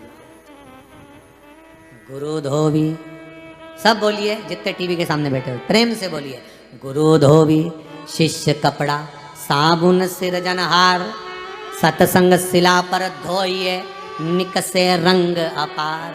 सत्संग की शिला पर जब जब तुम टीवी के सामने शिव महापुराण की कथा को सुनने के लिए बैठो, जब जब तुम कुबेरेश्वर धाम से ऑनलाइन कथा आए या कभी मौका मिले आपको कथा सुनने का, तो ये विश्वास रखना कि मेरे को गुरु केवल धो रहे हैं, साफ कर रहे हैं परमात्मा तक पहुंचाने के लिए।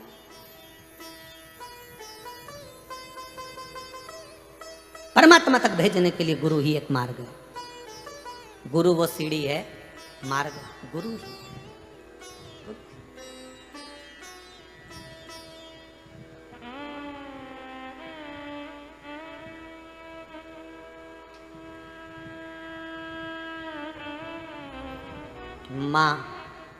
माँ बेटे को गोदी में लेती है। किसको लेती है? गोदी में। क्यों लेती है? बच्चा मेरी बराबरी का सब कुछ देख सके, गोदी में लेके सब दिखाती है, मेरी बराबरी में बेटा बेटा। पिता और गुरु एक ऐसे होते हैं जो अपने बच्चे को कंधे पर बिठाते हैं, कंधे पर, गोदी में नहीं। गुरु भी अपने बच्चे को कभी गोदी में नहीं उठाएगा, गुरु भी अपने शिष्य को गोदी में नहीं उठाएगा, और ना पिता अपने बच्चे को गोदी में उठाएगा, वो कंधे पर बिठाएगा। क्यों?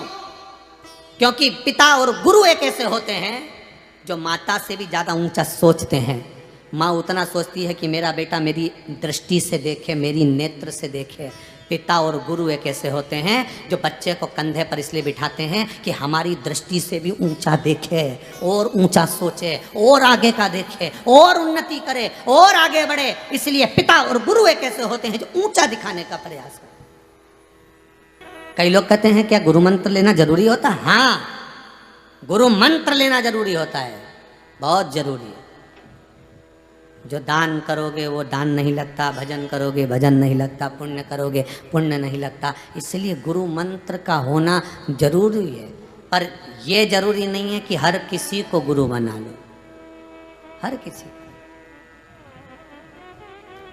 इस बुद्धि में भी कोई बैठना चाहिए, इस दिल को भी थोड़ा सा भाना चाहिए, इस मन को भी लगना चाहिए कि हाँ ये गुरु बनाने के लायक है, तब लगे। और जिस दिन गुरु मंत्र लो उस दिन तुम्हारे चेहरे पे इतनी प्रसन्नता होना चाहिए, क्योंकि तुम्हारा दूसरा जन्म चालू हो जाता है। दूसरा जन्म, माँ ने एक जन्म दिया, पर गुरु दूसरा जन्म देता है। क्यों? माँ जन्म देती है तो बच्चे को पढ़ाती लिखाती विद्वान बनाकर सर्विस नौकरी धंधा पानी सब करवा देती है, प्रॉपर्टी भी दे देती है माँ। बच्चे को जन्म देती है तो जायदाद भी दे देती है माँ। और एक गुरु जब मंत्र देता है तब प्रॉपर्टी नहीं देता, तब तुमको कुछ देता ना देता, पर मंत्र के साथ में गुरु तुम्हें कैलाश अधिपति शंकर के दरवाजे की चौखट जरूर दे देता है, सीढ़ी बता देता है कि ये स्वर्ग का मार्ग है। ये मंत्र स्वर्ग का मार्ग प्रशस्त करने वाला है। शंभु शरणे पड़ी, मांगू घड़ी रे घड़ी दुख काटो, दया करी ने दर्शन आपो।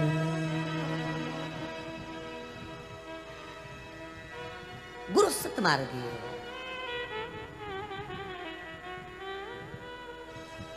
भेजेगा भी तो ऐसी जगह पर जाओ, वहां से कुछ लेकर आना।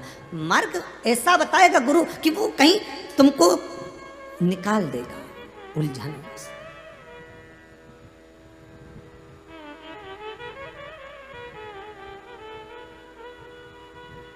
हमारे दीननाथ जी बड़ा सुंदर आज कथा के प्रथम में जो गुरु वंदन गाई उसका एक लाइन दीना जी, ऐसी भिक्षा लाना रे, ऐसी प्रेम भिक्षा लाना रे, सब गाइए, ऐसी प्रेम भिक्षा लाना रे गुरु ने मंगाई। क्या लेने भेज रहा है कि जल की भिक्षा लाना और शब्द सुनना, नदी नाले के पास न जाना। गुरु के शब्द जानिएगा साहब, गुरु को पहचानिए जीवन में। एक तरफ गुरु कह रहा है कि जल की भिक्षा लेकर आ, और दूसरी तरफ गुरु पुत्र का भाव व्यक्त कर कर कहता है कि नदी नाले के पास न जाना, नदी नाले के पास न जाना, गोवा बावड़ी को छोड़ के आना। जल भरे तो कुआं बावड़ी को भी छोड़ाना। अब भिक्षा लेने गुरु भेज रहा है कि जल की भिक्षा लाना, नदी नाले के पास मत जाना, कुआं बावड़ी छोड़कर, कुआं बावड़ी को छोड़ के आना, कुआं बावड़ी गगरी भर के लाना रे गुरु ने मंगाई। ऐसी प्रेम भिक्षा लाना रे गुरु ने मंगाई, ऐसी प्रेम भिक्षा लाना रे गुरु ने मंगाई। विचार करिए, जल लेने भेज रहा है, कुआं बावड़ी के पास मत जाना, जलाशय के पास मत जाना, ऐसी गगरी भर के लाना रे गुरु ने मंगाई। अब कैसे भरेगा, अब कैसे भरेगा? तो महाराज गुरु के शब्द को पहचान गया कि मैं वन में जा रहा हूँ, अज्ञानता से मैं अज्ञानता का एक कलश लेकर जा रहा हूँ। बहुत सारे कुएं भी मिलेंगे, बावड़ी भी मिलेगी, जलाशय भी मिलेंगे। कई लोग, राजा परीक्षित को जब श्राप लगा कि 7वें दिन तेरे प्राण छूटने वाले हैं, कौन ने कहा? शमीक बाबा, श्रृंगी ऋषि का श्राप लगा है, तुम्हारे को 7 दिन बाद प्राण छूटने वाले हैं। सदगुरु ने बस यही इसी भजन पर लाकर छोड़ दिया था, इसी भजन पर।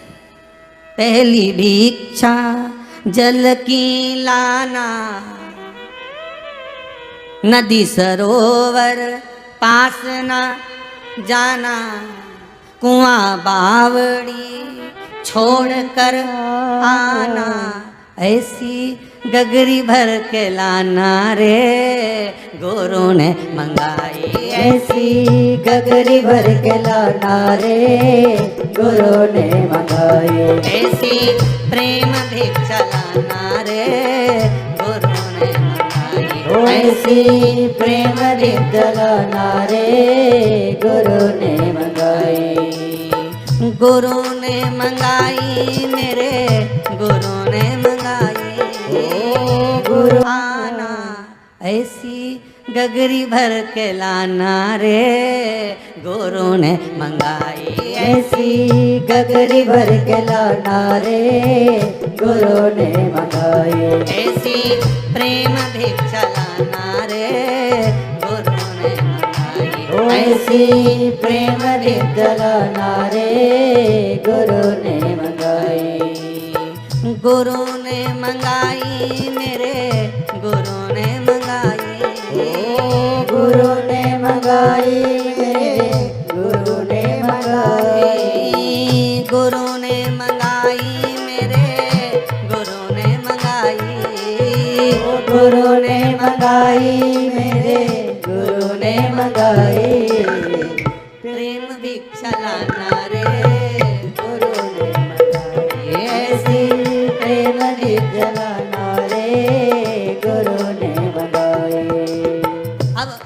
राजा परीक्षित के साथ वही हुआ।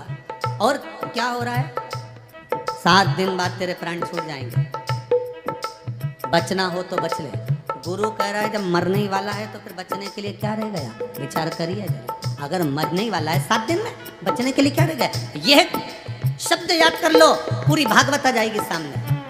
जाना, नदी तालाब पड़ेगा, पास मत जाना, कुआं बावड़ी मत मिलेगी, उससे मत भरना, और झाड़ी भर कर लेकर आना। अर्थात परीक्षित जब तू जाएगा, बीच में बहुत सारे तालाब पड़ेंगे। कोई कहेगा हम तुमसे यज्ञ करवा देते हैं, कोई कहेगा तुमसे अनुष्ठान करवा देते हैं, हम तुमसे ऐसा करवा देंगे कि तुम्हारे प्राण नहीं छूटेंगे, कोई कहेगा हम तुम्हारे मंत्र करवा देंगे, कोई कहेगा हम तुमसे ये करवा देंगे। कितने मिले थे? 300 ऋषि मिले थे राजा परीक्षित को बन जाते समय। सब दूर घूम लिया, कुएं बावड़ी ढेर मिले। कुएं बावड़ी छोड़ के आना, कुआं बावड़ी को छोड़ के आना। नदी नाले के पास न जाना, नदी नाले के पास न जाना। गगरी भर के लाना रे गुरु ने मंगाई। ऐसी गगरी भर के लाना रे गुरु ने मंगाई। ऐसी प्रेम भी चलाना रे गुरु ने मंगाई। ऐसी प्रेम भी जलाना रे गुरु ने मंगाई। एक गुरु भेज रहा है, इतने मिले 300 ऋषि। मतलब ऐसों का साथ मत करना। नदी नाले से तो दुनिया भरती है, कुएं बावड़ी से तो दुनिया भरती है। ऐसी गगरी भर के लाना रे गुरु ने मंगाई। ऐसी गगरी भर के लाना रे गुरु ने अब मंगाई। राजा परीक्षित के सामने शुक्र तीर्थ में बड़ के पेड़ के नीचे गंगा का स्नान करते हुए सुखदेव जी महाराज मिल गए। अज्ञान का घड़ा था, भर नहीं पाया था, गुरु के चरणों में जाकर इस घड़े को रख दिया और गुरु ने उस ज्ञान से उस घड़े को 7 दिन में भर दिया। कब तक छक आया, कब डसा, मालूम ही नहीं पड़ा। वो ज्ञान की ऐसी गगरी भर के लाना रे गुरु ने मंगाई। ऐसी गगरी भर के लाना रे गुरु ने मंगाई। ओ गुरु ने मंगाई, सतगुरु ने मंगाई। गुरु ने मंगाई, सतगुरु ने मंगाई। गुरु ने मंगाई, सतगुरु ने मंगाई। गुरु ने मंगाई, सतगुरु ने मंगाई। ऐसी प्रेम भी चलाना रे गुरु ने मंगाई। ऐसी प्रेम भी जलाना रे गुरु ने मंगाई। ऐसी प्रेम भी चलाना गुरु ने मंगाई। ऐसी प्रेम भी चलाना रे गुरु ने मंगाई। सतगुरु जब मिल जाएगा साहब, जीवन सार्थक हो जाएगा। केवल एक गुरु होता है, पिता होता है, कंधे पर भी बिठाकर ऊंचा सोच लेता है। केवल एक गुरु, दूसरा कोई नहीं। केवल एक पिता, दूसरा कोई नहीं। कोई तुम्हें कंधे पर बिठाकर ऊंची दृष्टि नहीं दे सकता, ऊंचा सोचने की समझ नहीं दे सकता। केवल एक गुरु दे सकता है। जाओ, राजा परीक्षित सुखदेव जी के पास वो गगरी भर लिए कि यम क्या करे उसको मालूम नहीं, सर्प ने कब डसा मालूम नहीं। बस यही दशा हमको चाहिए।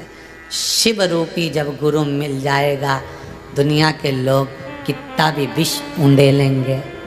शंकर की कथा कहती है शिव विष पी गए पर विष उगला नहीं। संसार के लोगों को मेरा शंकर, मेरा ओघड़ी सतगुरु, मेरा शिव कहता है पी जाओ जहर को पर उगलना मत। संसार के सामने कभी जहर मत उगलो, मत उगलो, पी जाओ। गुरु होता ही ऐसा, खुद पी गया शंकर जहर, खुद।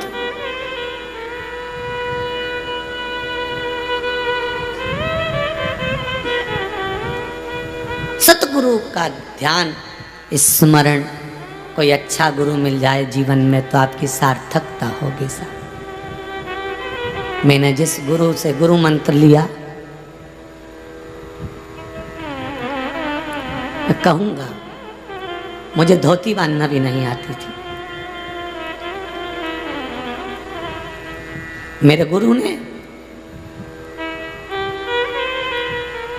अपने शिष्य से कहा, इसको मिश्रा को धोती, सीहोर से गुरु मंत्र लेने आया है, इसको धोती बांध। स्नान कराकर धोती बांधी। गुरु मंत्र जब गुरु दे रहे थे, उनका एक शब्द था, तू भले कॉलेज पढ़ रहा है, तू भले संस्कृत नहीं जानता, पोथी पुराण नहीं जानता, पर ये जरूर कहता हूं, मैं रहूं ना रहूं, पर इस विश्व में तू नाम तो कर देगा। ये गुरु का संबोधन था, कोई दूसरा नहीं कह सकता। ये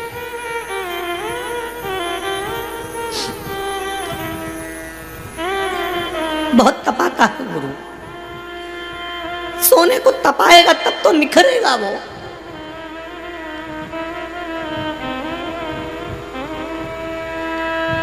बहुत तपाता है गुरु, निखारने का प्रयास कर, टूटना मती। बहुत समझाएगा गुरु, उसकी वाणी, गुरु के संबोधन बहुत तीखे होते हैं, क्योंकि उसको तुमसे लोभ नहीं है।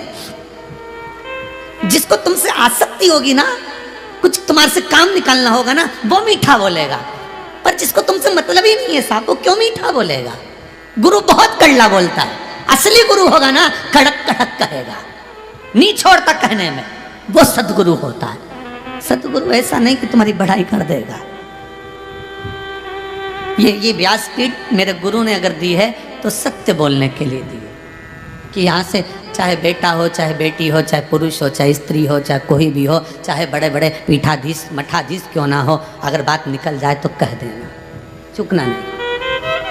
कहीं तो लगेगी वाणी, सुख तो मिलेगा।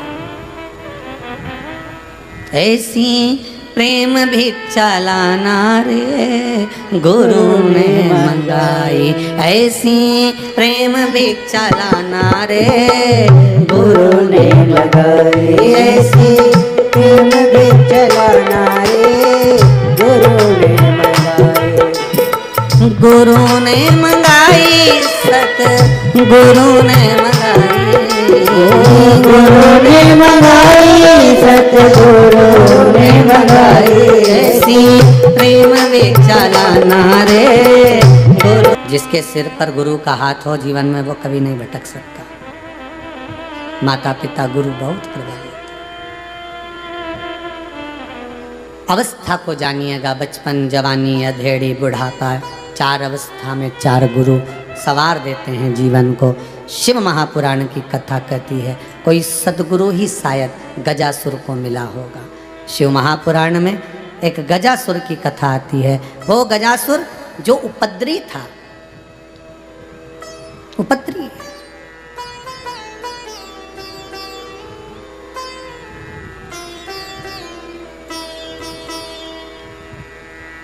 बहुत उपद्रव करता था गजासुर।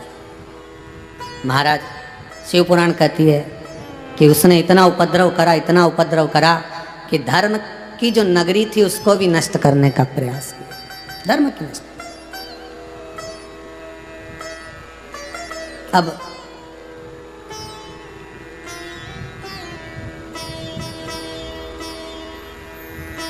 पशु की योनि थी उसकी, गजासुर की। रूप रख लेता था कभी कभी मनुष्य का,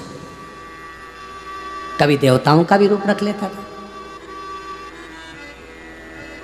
जिस रूप को रखता था उस रूप के अनुकूल कुछ ना कुछ काम कर गया था। दुनिया में गजासुर जैसे ढेर सारे पड़े हैं। समय समय पे ये भी रूप बदल लेते हैं। दिखने के कुछ होते हैं, पीछे से कुछ होते हैं। इतना तो गिरगिट भी रंग नहीं बदलता होगा जितने मनुष्य रंग बदल लेते हैं। कब बदल ले कोई भरोसा नहीं।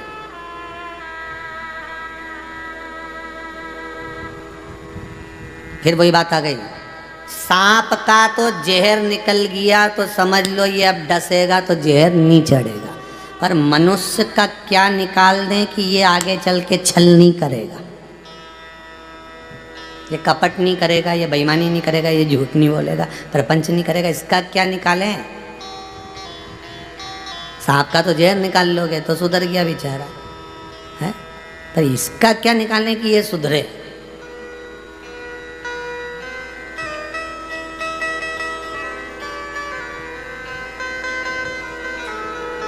बहुत मुश्किल है पहचान, बहुत मुश्किल।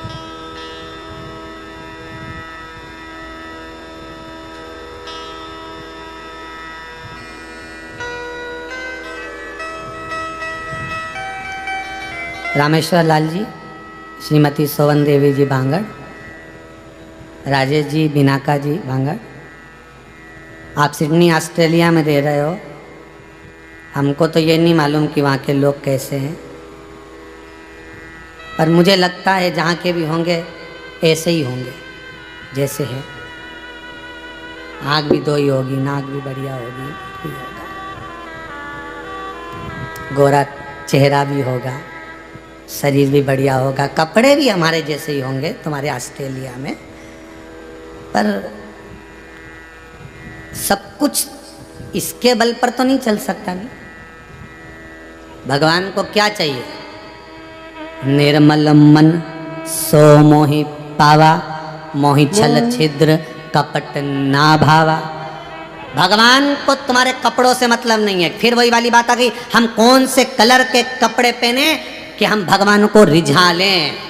शिव पुराण कहती है भगवान को पाने के लिए कपड़ा नहीं बदलना है, भगवान को पाने के लिए कलेजा बदलना। कहीं पर भी रह लो मनुष्य एक जैसा ही रहेगा, कहीं पर भी रह लो भीतर का भाव भी वैसा ही रहेगा। वो तो परमात्मा किसी के भीतर परमात्मा भक्ति का बीज अंकुरित करता है, तब जाकर वो रिमोट हाथ में रखकर आस्था चैनल सुनता है, तब सुन पाता है, तब स्मरण कर पाता है। भक्ति का बीज जब स्फुट, भक्ति का बीज जब अंकुरित हो तब कथा सुने, तब आनंद।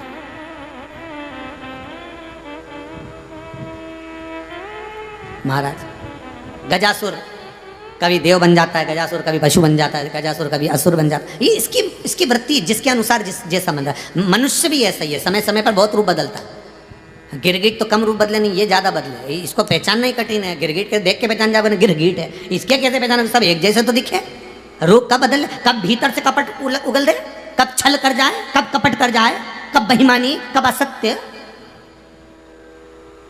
साथ रहकर भी छल कर जाए, इसका कोई भरोसा नहीं है।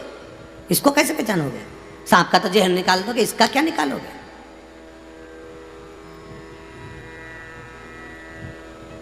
अब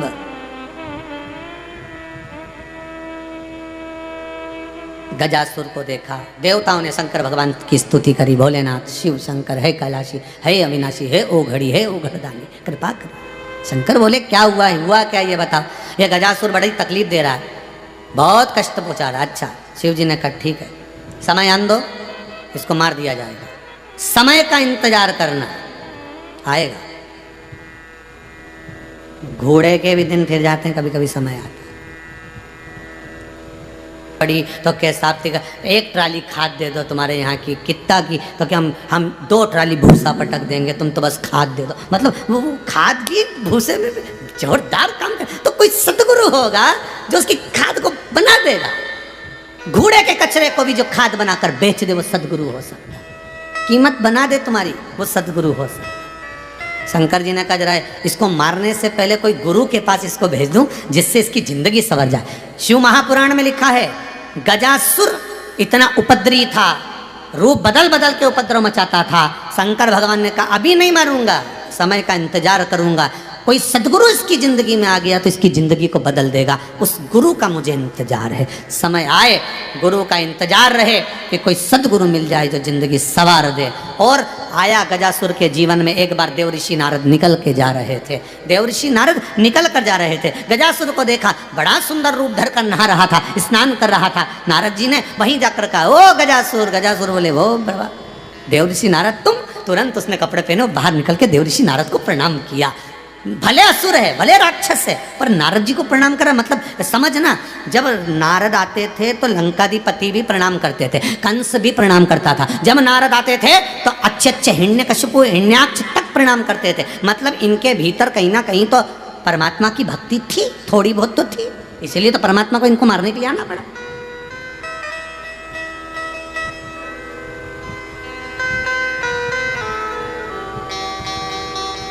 तो परमात्मा है। अब देवऋषि नारद ने कहा, गजासुर हमें तुमसे बात करनी है, बोलिए। देवऋषि नारद और मुझसे बात करने के लिए आए, बड़ी गजब की बात है। ऐसा क्या हो गया, ऐसा क्या हुआ? नारद जी बोले, कहाँ इधर उधर भटकता रहता है, कभी कभी तो भगवान का नाम भी ले लिया कर। एक राक्षस के सामने इतनी बड़ी बात कह देने के लिए भी दम चाहिए रे, ईमानदारी की बात है। जो भगवान से बहुत चिड़े नहीं, बहुत चिड़े, हम तो मंदिर नहीं जाए, हम तो शंकर जी के एक लोटा पानी नहीं चढ़ाए, हम तो शंकर जी का प्रसाद नहीं लें, हम तो ये नहीं करें, हम तो वो नहीं करें, और ऐसे व्यक्ति के सामने एक बार जाके बोल दो हर हर महादेव तो बापड़ा। अब देवऋषि नारद उससे कह रहे कि कभी तो भगवान का नाम ले लिया कर। गजासुर बोला, भगवान का नाम मैं लूं कि भगवान मेरा नाम ले? इसको असुर प्रवृत्ति कहते हैं, इसको राक्षस प्रवृत्ति कहते हैं। असुर प्रवृत्ति इसको कहते हैं। ये असुर प्रवृत्ति का भाव है। मेरा समय आन दे, दिखा दूंगा एक एक को, ये असुर प्रवृत्ति है। मेरा समय आन दे, एक एक को नहीं दिखाया नहीं तो मेरा नाम नहीं, आन दे मेरा समय, तब दिखाऊंगा मैं हूं क्या। और यही बोलते बोलते बोलते बोलते एक दिन छाती में दर्द हो गया, बापड़ा नीचे टपक गया, चक्कर खा के नीचे गिरा। परिवार वाले हॉस्पिटल ले गए, डॉक्टर साहब ने कह दिया इसका समय आ गया। तब समझ में आया कि समय आना इसको कहते, नहीं तो इतने दिन से तो अकड़ में कह दिया मेरा समय आन दे, मेरा समय आन दे, तब दिखा। असुर प्रवृत्ति में यही भाव आ जाता है। असुर प्रवृत्ति क्या कहती है? गजासुर ने कहा मैं काय को भगवान का नाम दूं, भगवान मेरा नाम ले।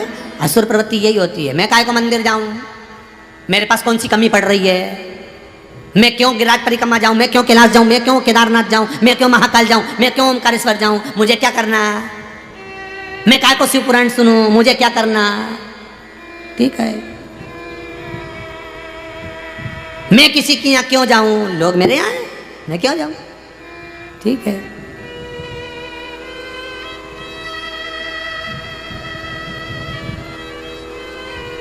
बस वही सम्मुख आ गया। देवऋषि नारद बोले काम करोगे? हाँ बोलो। तुम मंदिर नहीं जा सकते, कोई बात नहीं, तुम भगवान का नाम नहीं ले सकते, कोई बात नहीं। गजासुर एक काम तो कर सकते हो क्या?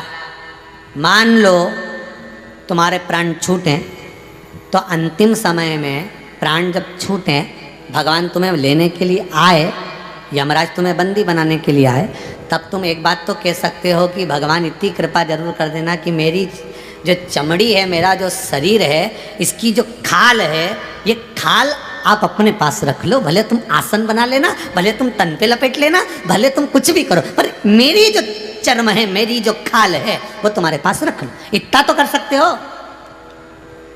गजासुर बोले हाँ इतना तो कर सकते हैं, मर ही रहे हैं तो इतना सा बोलने में क्या जा रही है। अब यही बात है, मर ही रहे हो तो राम बोलने में क्या जा रही है, बोल लोगे तो तर जाओगे, बस अंतर इतना सा, बस राम बोले और परम धाम मिला, कृष्ण बोले परम धाम मिला। अंतिम समय में राम ही तो सारे।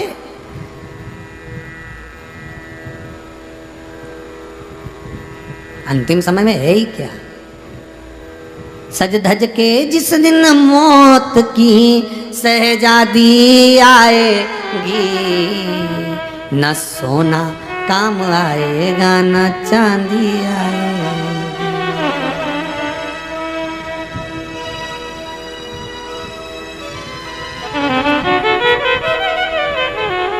छोटा सा तो कितने बड़े अरमान हैं तेरे, मट्टी का तो सोने जैसे मान है तेरे।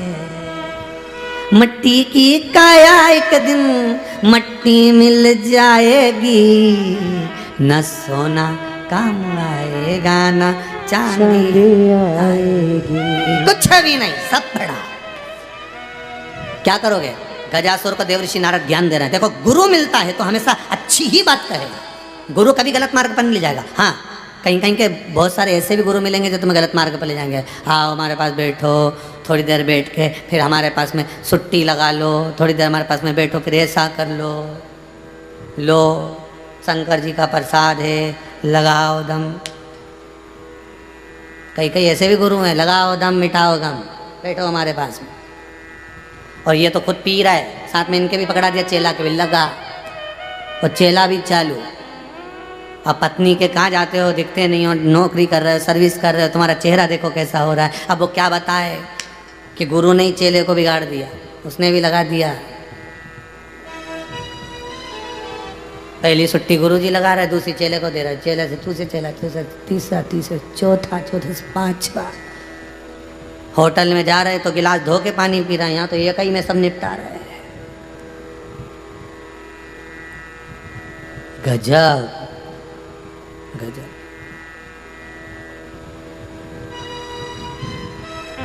अब देवऋषि नारद मिल गए, कोई अच्छा गुरु मिले ना तो अच्छा मार्ग मिल जाता है।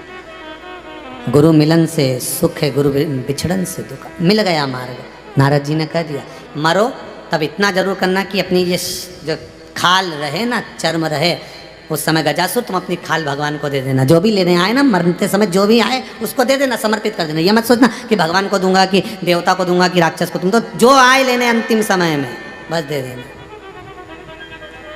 ठीक है। देवताओं ने शंकर भगवान से कहा, शंकर भगवान ने कहा अब समय आ गया। शिव इंतजार करता है समय का, शंकर इंतजार करता है कि पल आन दो, घड़ी आन दो, समय आन दो, मैं देख लूंगा उसमें। बस समय का इंतजार कर रहा है, समय का।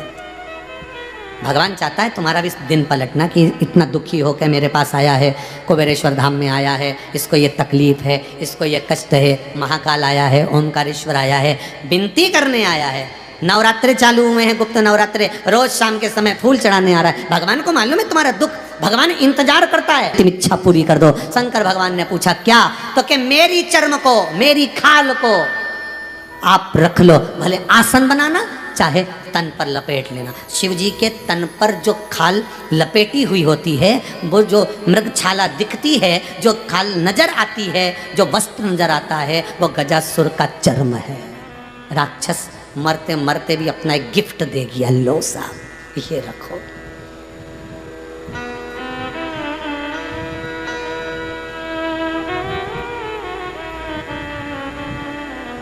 लोग जाते जाते जिससे झगड़ा हो जाता है ना, जिससे लड़ाई होती है, तो लोग उससे गिफ्ट वापस ले लेते हैं। तुम देखना, अच्छा आपस में जब तलाक होता है लड़का लड़की का, तो नहीं लेते, हमने तुम्हारे को इतना सामान दिया था, लिस्ट बना के दिया था, अलमारी थी, फ्रिज था, वॉशिंग मशीन थी, हाफ सेट था, फुल सेट था, चलो दो। अब हमने भी तुम्हारे को चेन अंगूठी दी थी, वो सामान दिया, वापिस दो। दोनों एक दूसरे ले लेते। दोस्त दोस्त की लड़ाई होती है तो तुरंत, हमने तो तेरे जन्मदिन पे ये दिया था, चल दे, तो वापिस ले ले, जा ले लो। अब पर भगवान कैसा है और भगवान का भक्त कैसा होता है? जो भगवान को देता है वापिस नहीं लेता है। दे दिया, आप ये रखो, तन पे लपेटना, औघड़दानी। आपके पास में ये गजासुर की जो चर्म रहेगी ना, इस गजासुर की चर्म यदि आपके पास में रहेगी तो आपको मेरी याद बनी रहेगी। कुछ ऐसा कर जाओ, व्यक्ति बनकर मत जाना, व्यक्तित्ववान बनकर जाना। कुछ ऐसा कर जाओ कि दुनिया के लोग तुम्हारे जाने पर याद करें कि साहब वो था, वो ऐसा, वो वैसा। कुछ ऐसा कर जाओ, कुछ ऐसा कर जाओ, ठीक है। गजासुर ने अपनी चर्म दे दी, शिव जी ने स्वीकार कर ली। आज शंकर भगवान उस चर्म को धारण कर कर पार्वती के पास पहुंच गए। माँ जगत जननी जगदम्बा पार्वती ने पूछ लिया, ये तन पर क्या लपेट लिया आपने, क्या पहना है क्या ये? मेरा भोलेनाथ तो कर्पूर गौरम करुणावतारम संसार सारम भज गए सुदूर। और आज चर्म लपेटे हुए, किसकी खाल लपेट के आ गया? किसका वस्त्र है ये? शिव जी कहते हैं यह साधारण नहीं है, इसने मरने से पहले देव ऋषि नारद की शरणागति ले ली थी, गुरु मंत्र ले लिया था, उस गुरु मंत्र के बल पर इसने अपना जीवन मृत्यु के समय पर अपनी खाल मुझे दे दी है। यही कथा श्रीमद् भागवत में भी मिलती है। भीष्म पितामह के जब प्राण छूट रहे थे, भगवान कृष्ण ने पूछा था आप अपने प्राणों को क्यों नहीं छोड़ रहे, क्या कारण है? तो पितामह ने कहा था मैं क्या करूं, मेरी बेटी कुंवारी है, जब तक उसकी शादी नहीं कर देता तब तक बाप कैसे मर सकता है। कृष्ण ने पूछा तुम्हारी बेटी कौन सी कुंवारी है? भीष्म पितामह कहते हैं मेरी मन रूपी बुद्धि रूपी बेटी का विवाह मैं आपके साथ करना चाहता हूँ। ये बुद्धि जब आप में लग जाएगी, ये मन जब आप में लग जाएगा, तब बाप अपने प्राणों को छोड़ सकता है। बेटी को कुंवारी कैसे छोड़ दे?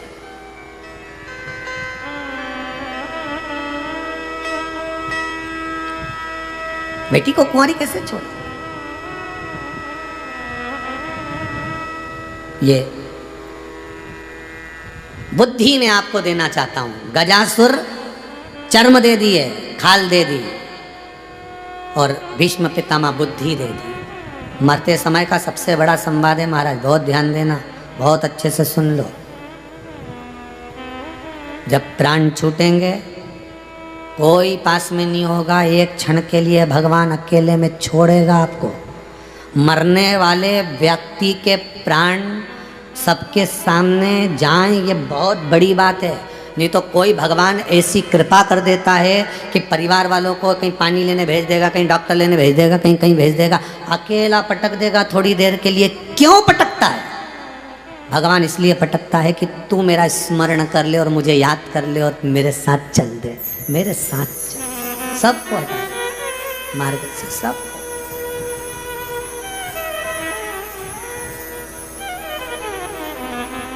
सबको हटा के भगवान लेकर जाते हैं, आसक्तियों से छुड़ाकर। जब तन में उठेगी ज्वाला कोई पास न आने वाला, भक्तों की सुन के पुकार रे तू नंदी लेकर आ जा, मेरे दीन बंधु भगवान रे भक्तों की सुनकर आ जा। बस इतनी कृपा करना, अंतिम समय हो, अंतिम पल, अंतिम घड़ी, अंतिम क्षण हो, तेरी याद रहे, बस और कुछ नहीं। और क्या सुने? कुछ ध्यान आए ना आए। ओ काशी के भोलेनाथ मने थारी याद सतावे है।